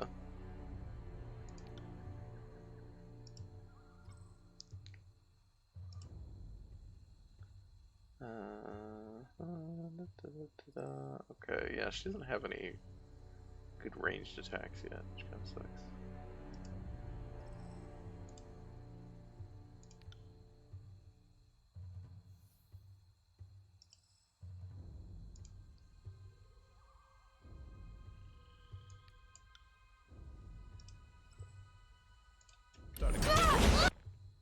Oh, hello. Well, okay. Gotta remember that there's rogues in this game that can just teleport. Because it's that kind of game.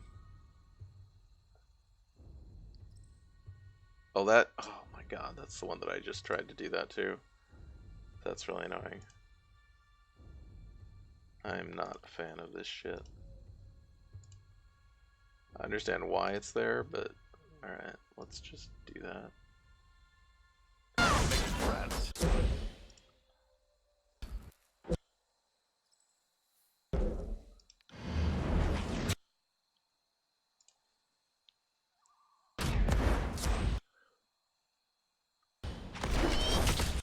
Oh my god. Did you use your taunt? You did use it. I should use it on these two probably.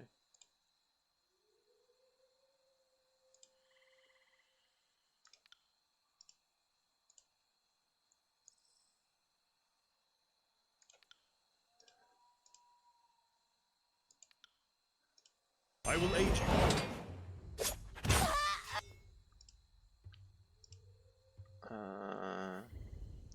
Sure. Oh, actually.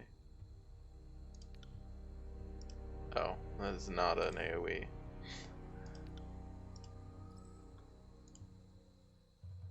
On it.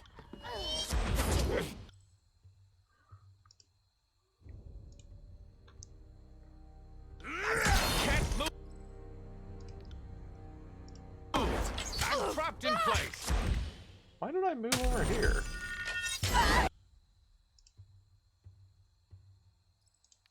Alright, whatever. I guess we're here.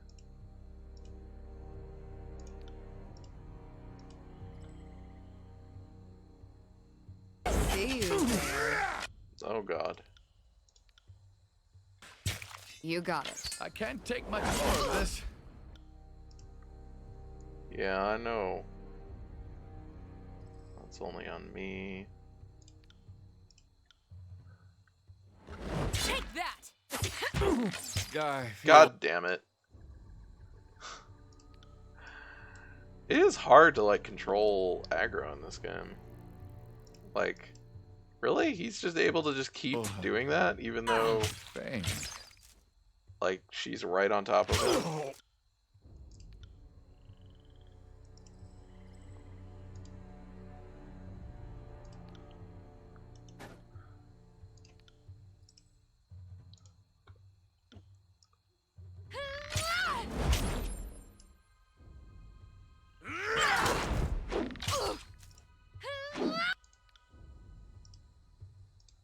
You got it.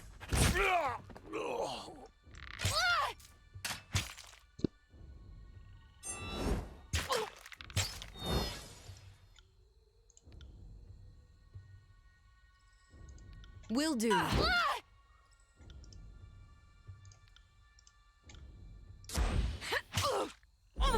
Don't you Oh die my on god. Take me if you can.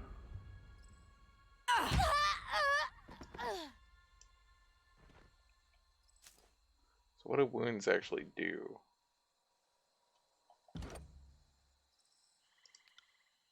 Other than, you know, if you get enough of them, you die. 10% max health. Okay.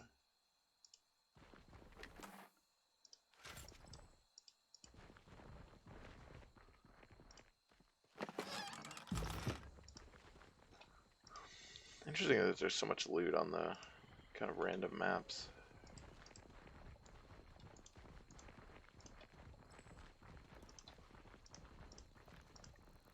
Okay. I guess we can't. Sure.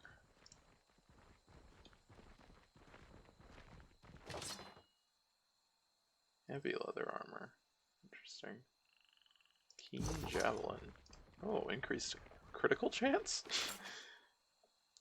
Bronze Dow sword.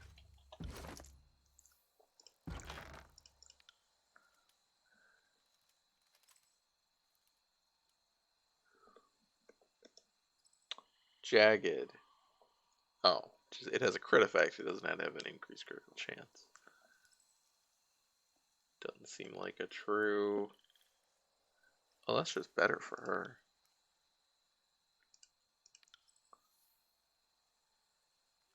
Alright.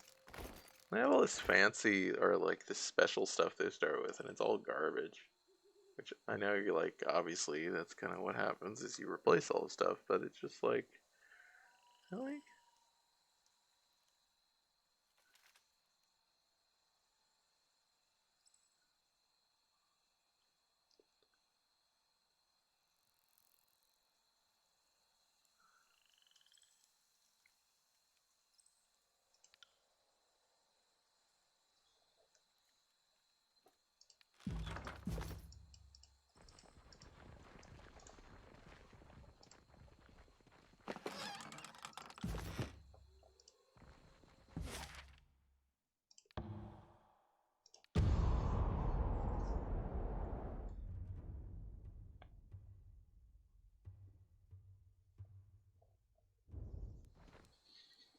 Fake limp. Reinforcements, finally. Come this way. We need to... Of course, Warrior pumps his tattooed arm in salute. Midway through the gesture, a look of confusion dawns across his painted face. Sister Verse? What did I do to deserve such a helping hand? Chuckle escapes the man before he shudders, placing his hand over his mouth. At once alert to the need to remain quiet, his voice drops to a harsh whisper. Fifth Eye is a sense of humor sending you. Verse returns a cold glare but says nothing. Do you know each other? This one used to run with my pack, till he left for Death Knell's gang. Well, this swine didn't even have the guts to fight me for the right to leave. He just packed up and left with his coward's tail between his fat legs. And a wise move at that. How many of you lost in your command so far? He holds up a hand, stifling a smile. I misspoke. I'm sure you only got most of them killed. Can't rule out death by their own incompetence. Seems Death Knell didn't take my advice and have you gelded to curb your outbursts. First draws her blade in a fluid motion.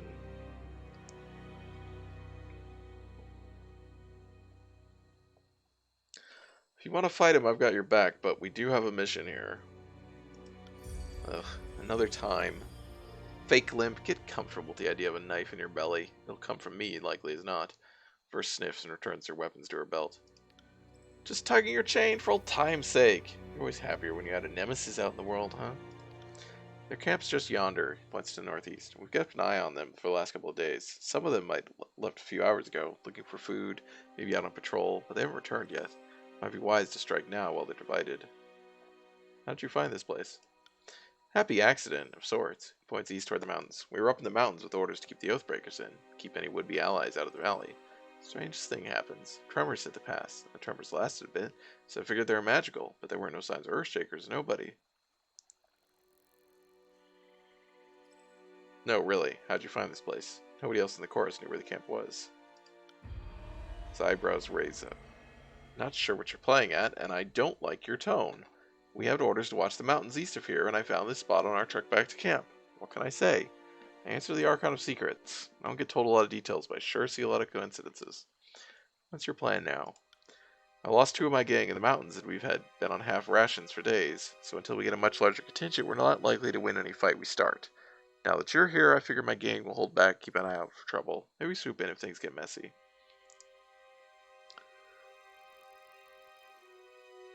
Glare silently.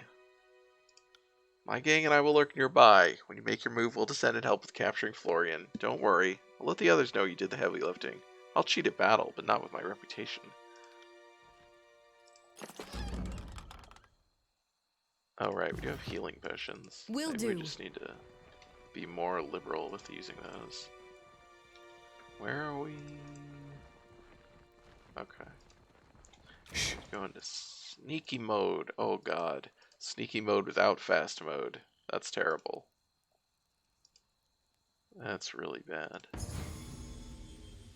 Huh. Well, finally I leveled up.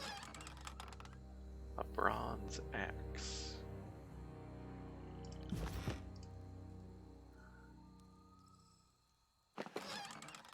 Ooh. Ooh. Yes, please. I kind of want that, I think. So I can start working on that. Also, I need to use my magic.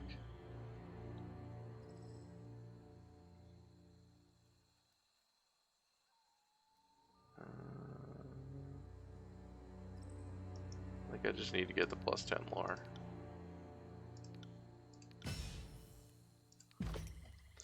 Let's see, what do I want up here? Do I just need spell strength? I'm really leaning towards being just going the mage now.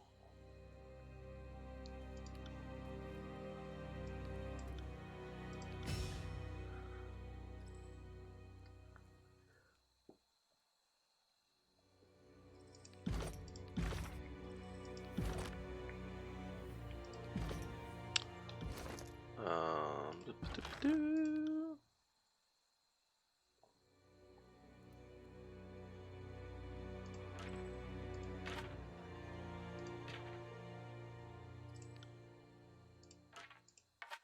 Give him that, I guess.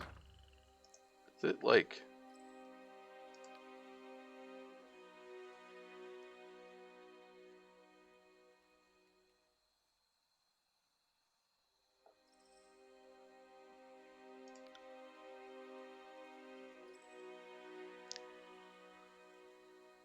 Oh yeah. It's higher DPS. Probably just start using this. Even though I have my one bow ability that I can't use with this, but... Yes. Oh hi. So is that... Oh, there's people up here. Who are these? Why are these guys friendly? It's curious. At least, you know, friendly right now.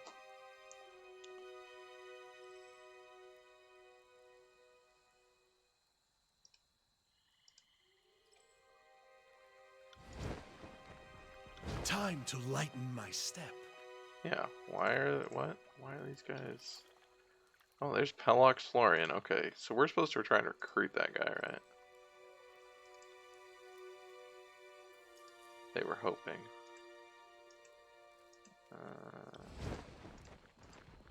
Doesn't look like there's a way in here.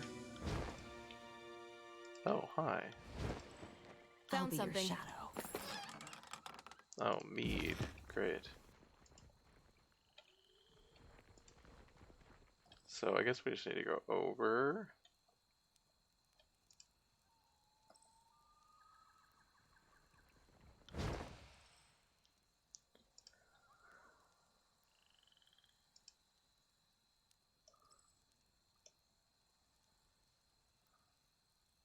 We can't go up. Gotta go through it.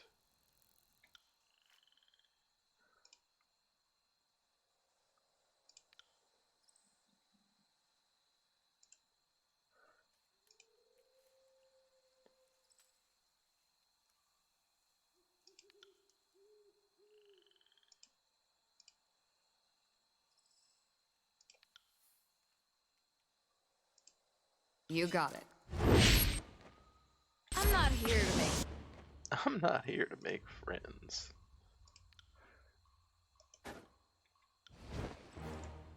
Friends.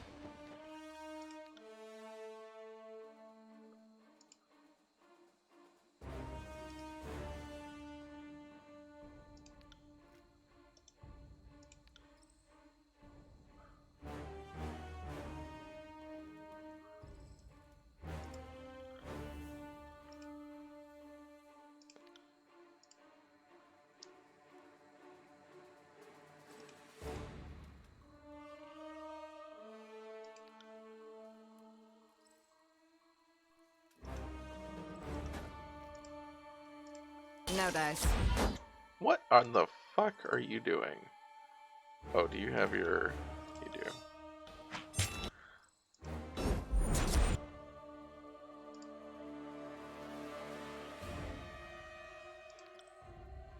Graven Ash protects.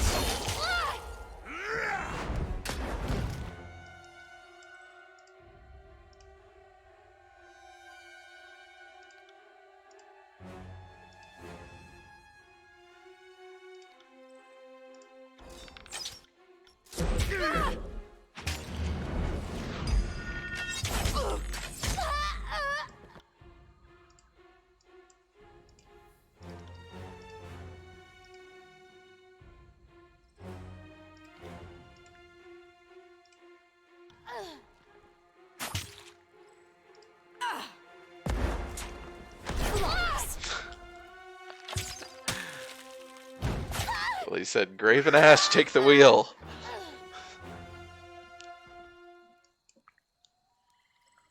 Moving caution. No loot on those guys. Do you have eyes on this? Oh boy, Caltrops. Why is she getting to do it? Okay, well, we all got some refuge experience. Moving Slow in and steady. slow. Stealth is so slow. If you don't have fast mode, how does this game not have fast mode?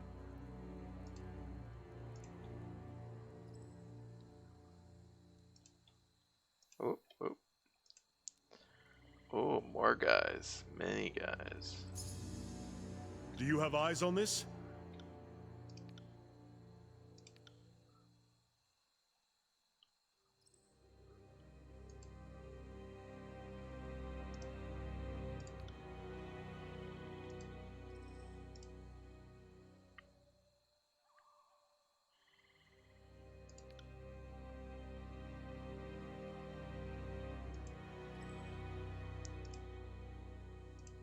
Not a problem, boss.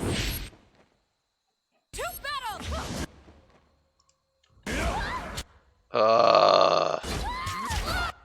Fucking rogues.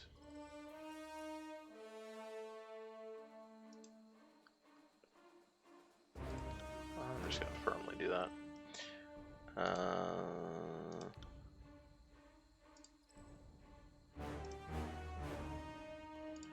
Well, while we're doing this, we'll do this.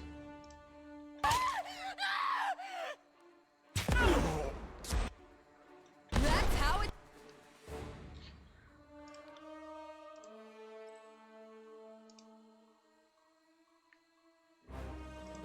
You got it.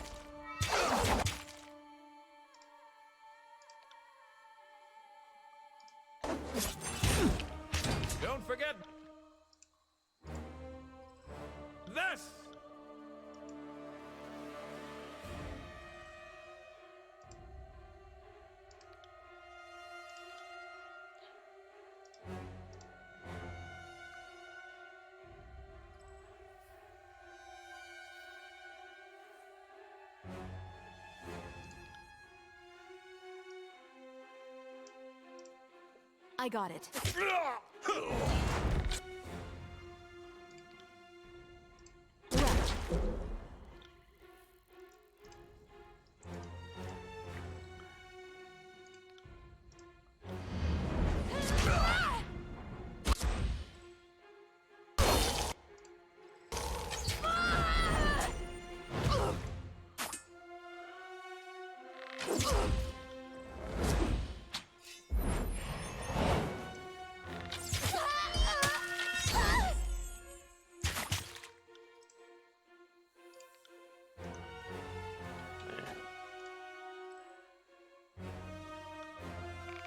Damn thing couldn't pierce Oh, I cloth. forgot I have this one. I need to try a different weapon. See what happens. Wait!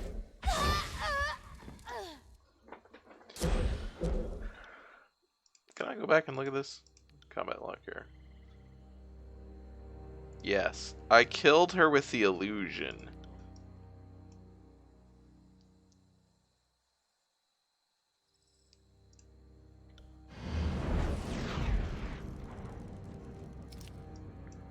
So that's fun. Right. Oh, You see what I see?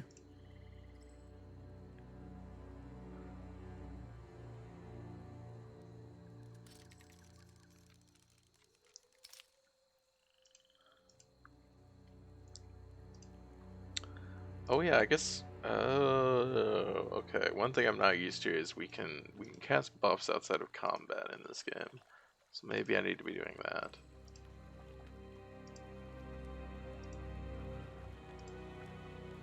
Something I'm not used to from pillars. To prevent you from spending a bunch of time doing that before fights. They just don't let you do it. In this game, we can buff.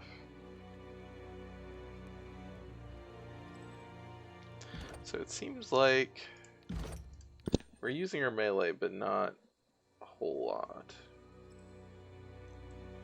Default walk speed is idyllic stroll. Well, this is their like sneaking, but it's still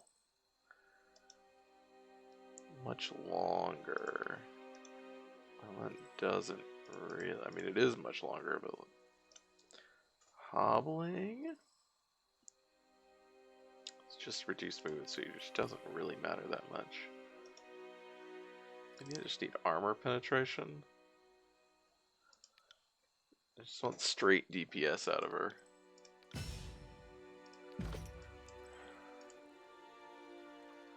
Hey, oh, it's okay. So Pelox is like, I don't know, the house or something.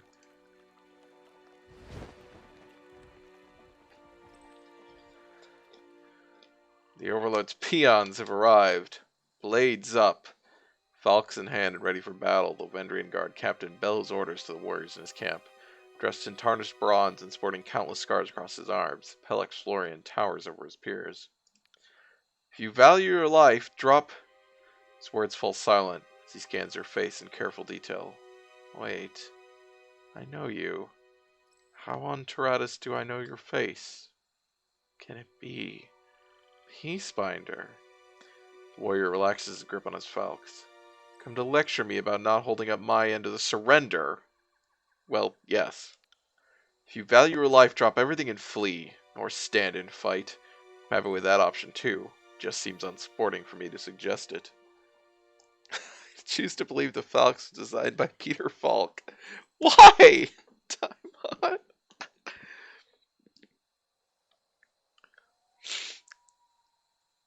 Surrender now and I can protect the lives of your warriors.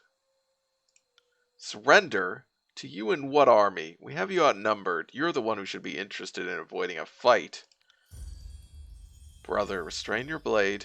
A warrior flanking Florian steps forward, placing his hand on the captain's shoulder. Remember, I told you it wasn't just any Fatebinder that saved my life. It was the Peacebinder. Listen before you taunt your way into a fight. Fatebinder, I just got one more question. Do you feel lucky?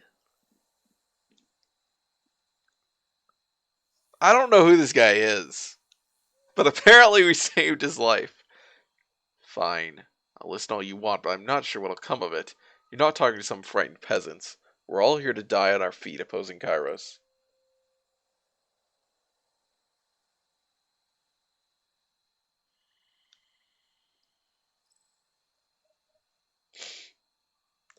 I'm telling you this to try and save your lives, like I did in the past. If you'll submit to the voices of Narat, these soldiers go free.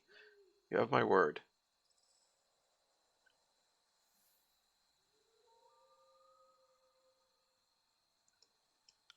I have the Peacebinder's word. He snickers, shaking his head with a nervous smile. So I get to go meet that masked monstrosity. And my crew lives on, so they might die in the next battle. I think it'd be less worrisome if you told me that I had to be Karen's peg boy. Uh, I mean, I get it's like, oh, it's realistic or whatever. Are you listening? They want just you. The rest of us slip away and have a chance. If this were a battle, you could stand in front of a disfavored phalanx and actually stall them long enough for me and the crew to escape. You'd do it. You wouldn't think twice. Tyrell would say the same. Oh, he's dead. That's the guy that's dead. He loosens his grip on his falx, shaking his head. The new guard captain inhales deeply, taking a quick survey of his soldiers and exhales slowly. I will do it. If you allow my soldiers to leave, I will concede and agree to be your prisoner. Surrender and the rest of your crew may leave. You hear that? Go on and tell the crew back home that I'll return soon. And if not, the captain turns his gaze toward you. Well, if that happens, I trust you will all avenge me.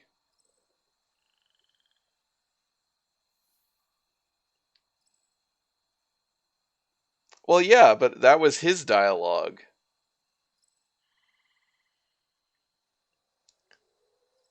I just don't know that we need the, the sexual assault, dialogue in this game. I don't think that this game is gonna. I do not expect this game, whatever else it does, to be able to, to deal with that in any way. It's just like,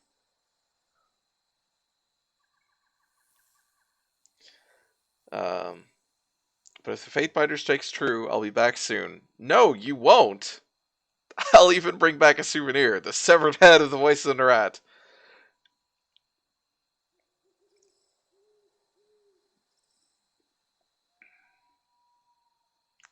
Say your farewells. You're coming with me. None will forget your sacrifice. Brothers lock arms and press their foreheads together. Worry not. I'll take up the rudder. Each warrior in turn approaches Florian, embraces, and readies to depart with a silent nod. When the warriors have said their goodbyes, they hoist their rucksacks and depart.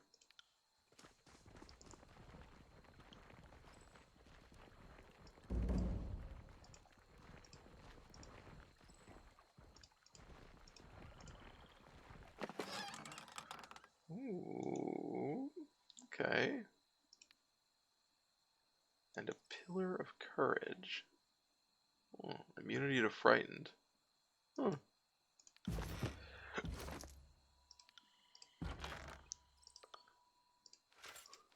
can put that on, apparently.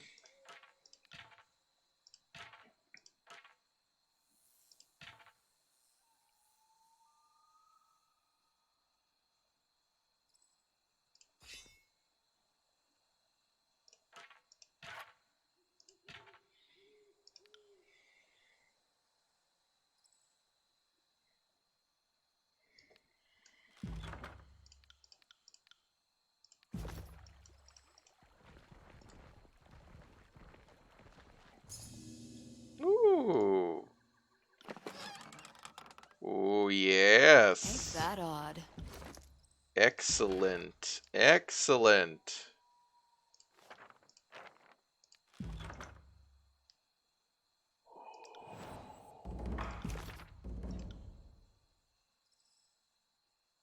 Spell accent.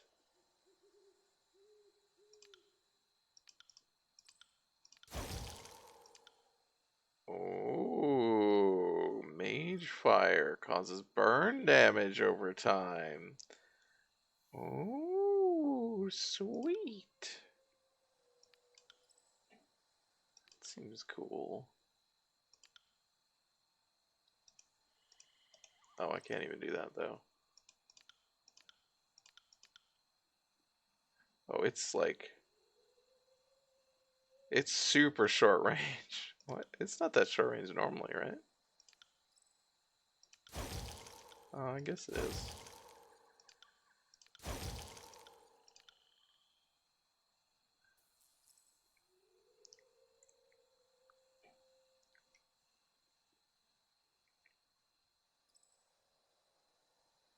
Hmm.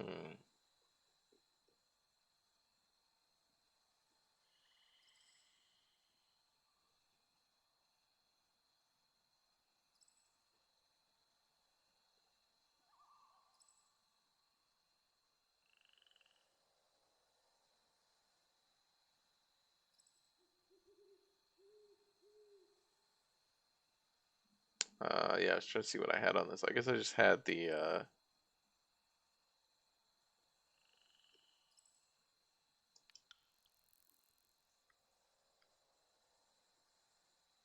range on it, it looks like.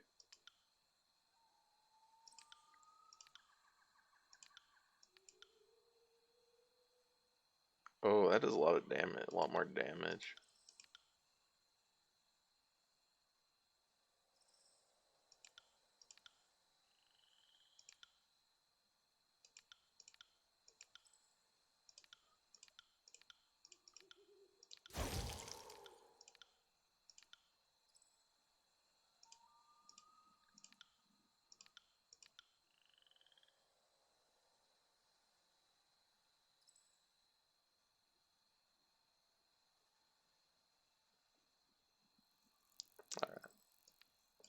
Really need more spell slots, but oops.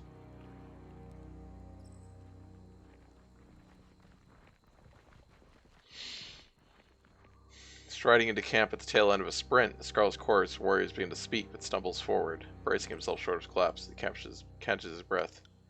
More on the way. His words roll out between labored breaths. Patrol from this morning, coming back. Well, look at that. He smiles an exhausted grin through his heavy breathing. The captain's in one piece, just as requested. The voices will be pleased. The captain looks down at his feet. A slow smile creeps over his face. You haven't won yet. Second patrol should be returning right about now. Our time together has not gone to waste. If you can tackle the incoming patrol, my gang and I will make sure this Oathbreaker sees the voices of Narat. The warrior salutes you with a wicked smile. Good hunting with you, Binder. The Archon of Secrets will be most pleased. Somebody leveled up.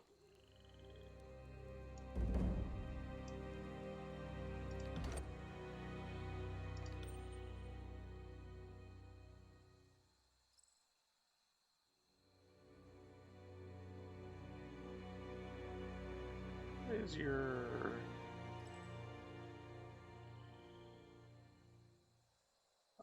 dodge, okay. I like Barrick screaming during a sneaking mission. This is a stealth mission.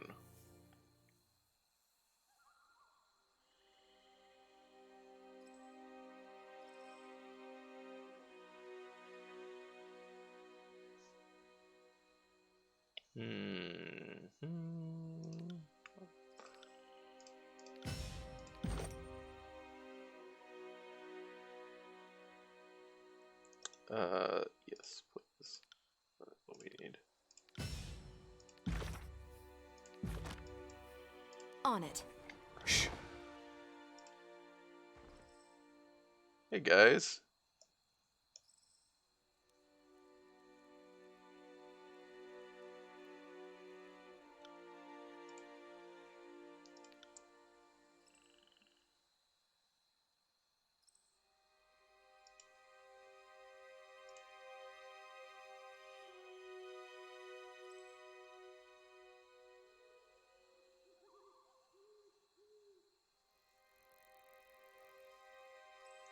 I really need longer range.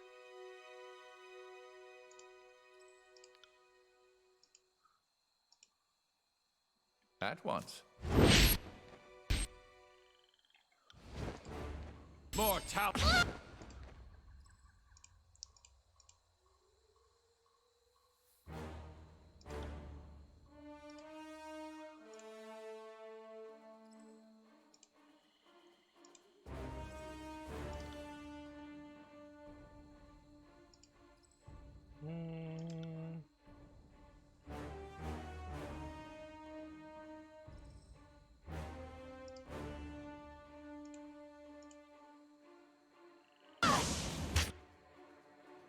Oh yeah, wow, he got punched by something.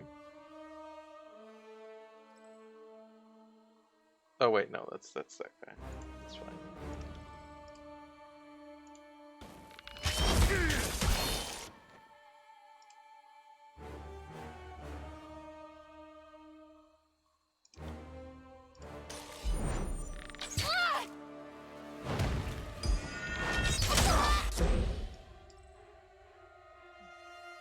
Oh, now Barrick's a bit hit, but...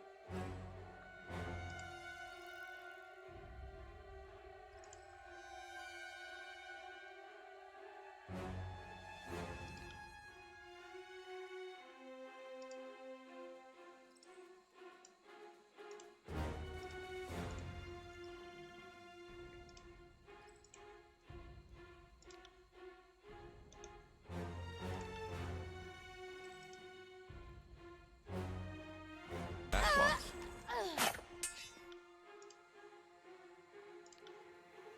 As you command. God, his restoring touch is such a short range.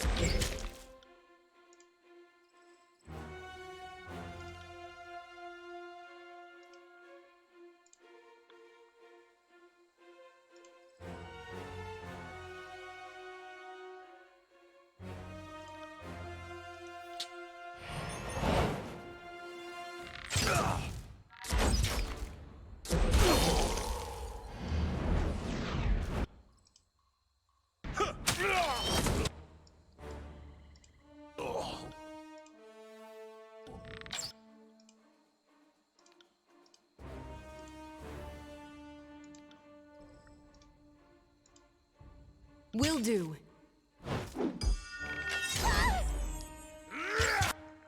Why? Alright, just run out of range then. I'd better not wake up dead. What in the... Oh, she was poisoned. Okay. Oh, that makes more sense. Like Ron's Gauntlet and Vendrian's Bow.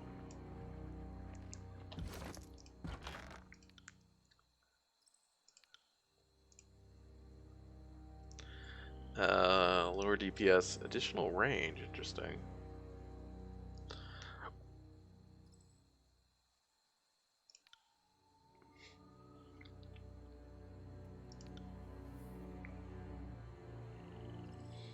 Nope.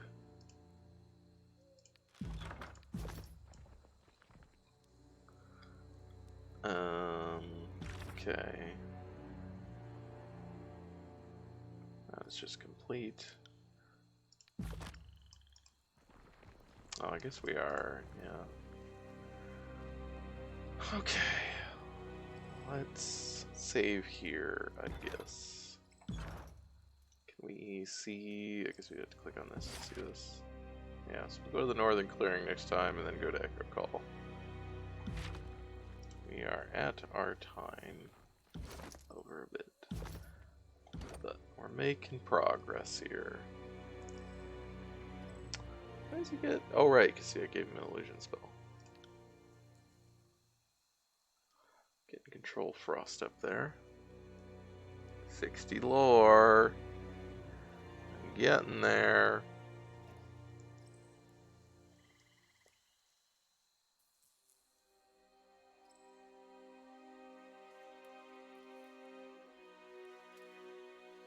Oh, resolve gives me a little bit of lore. Interesting.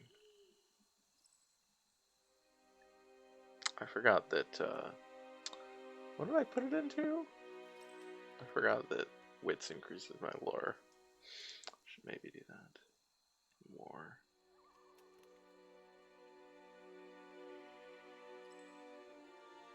What? Oh. I didn't actually know notice that did that. That's cool though. That's actually really good for us. Assuming that, well, again, I don't know if this now affects my spells or not. I'm mostly casting spells, or trying to.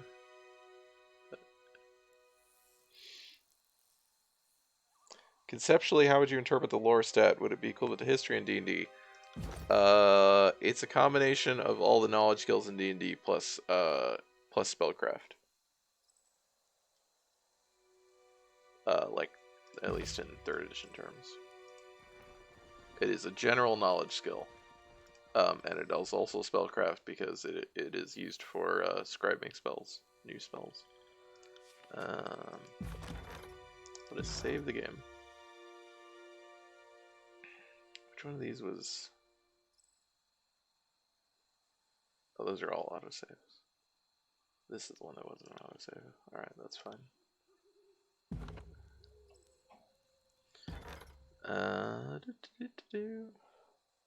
Can't wait till you defeat the final boss with your knowledge of geographical minutia. Yeah, knowledge geography. Man. Oh, well, thanks everyone for joining me tonight for Tyranny. We got 2 more companions. That's great. Did some stuff. We're, progressing through this first act here. Trying to figure out what all's going on with this game. Well, that is an exit to desktop. That's nice. I thought it was an exit to menu. Yeah. So, we'll be back next Monday to continue Tyranny. And tomorrow night should be continuing Shadows of Hong Kong, the epilogue campaign to Shadowrun Hong Kong. We are gotta be almost done with this game for good. I mean, I'm still enjoying that game, but I am also kind of ready for it to be over. And I have really enjoyed it, but I'm ready to play something else. Yeah, we also started Assassin's Creed on Friday. We played some Pathologic on Saturday. Didn't play Command and Conquer. We didn't start that yet, so that'll still be on Sunday. Because I was playing Destiny instead last night. With Sinnoh. So yeah, Diamond said you were kind of evil, but not too much. It was a good balance. I should have been playing a druid, clearly. Just the right amount of evil. Yeah, the schedule's also below stream. You can follow for notifications when I go live. You can sub for emotes of my cats. Appreciate everybody who hangs out and chats. It's a lot of fun for me. I hope it is fun for you, and I hope you join me again in the future. Bye.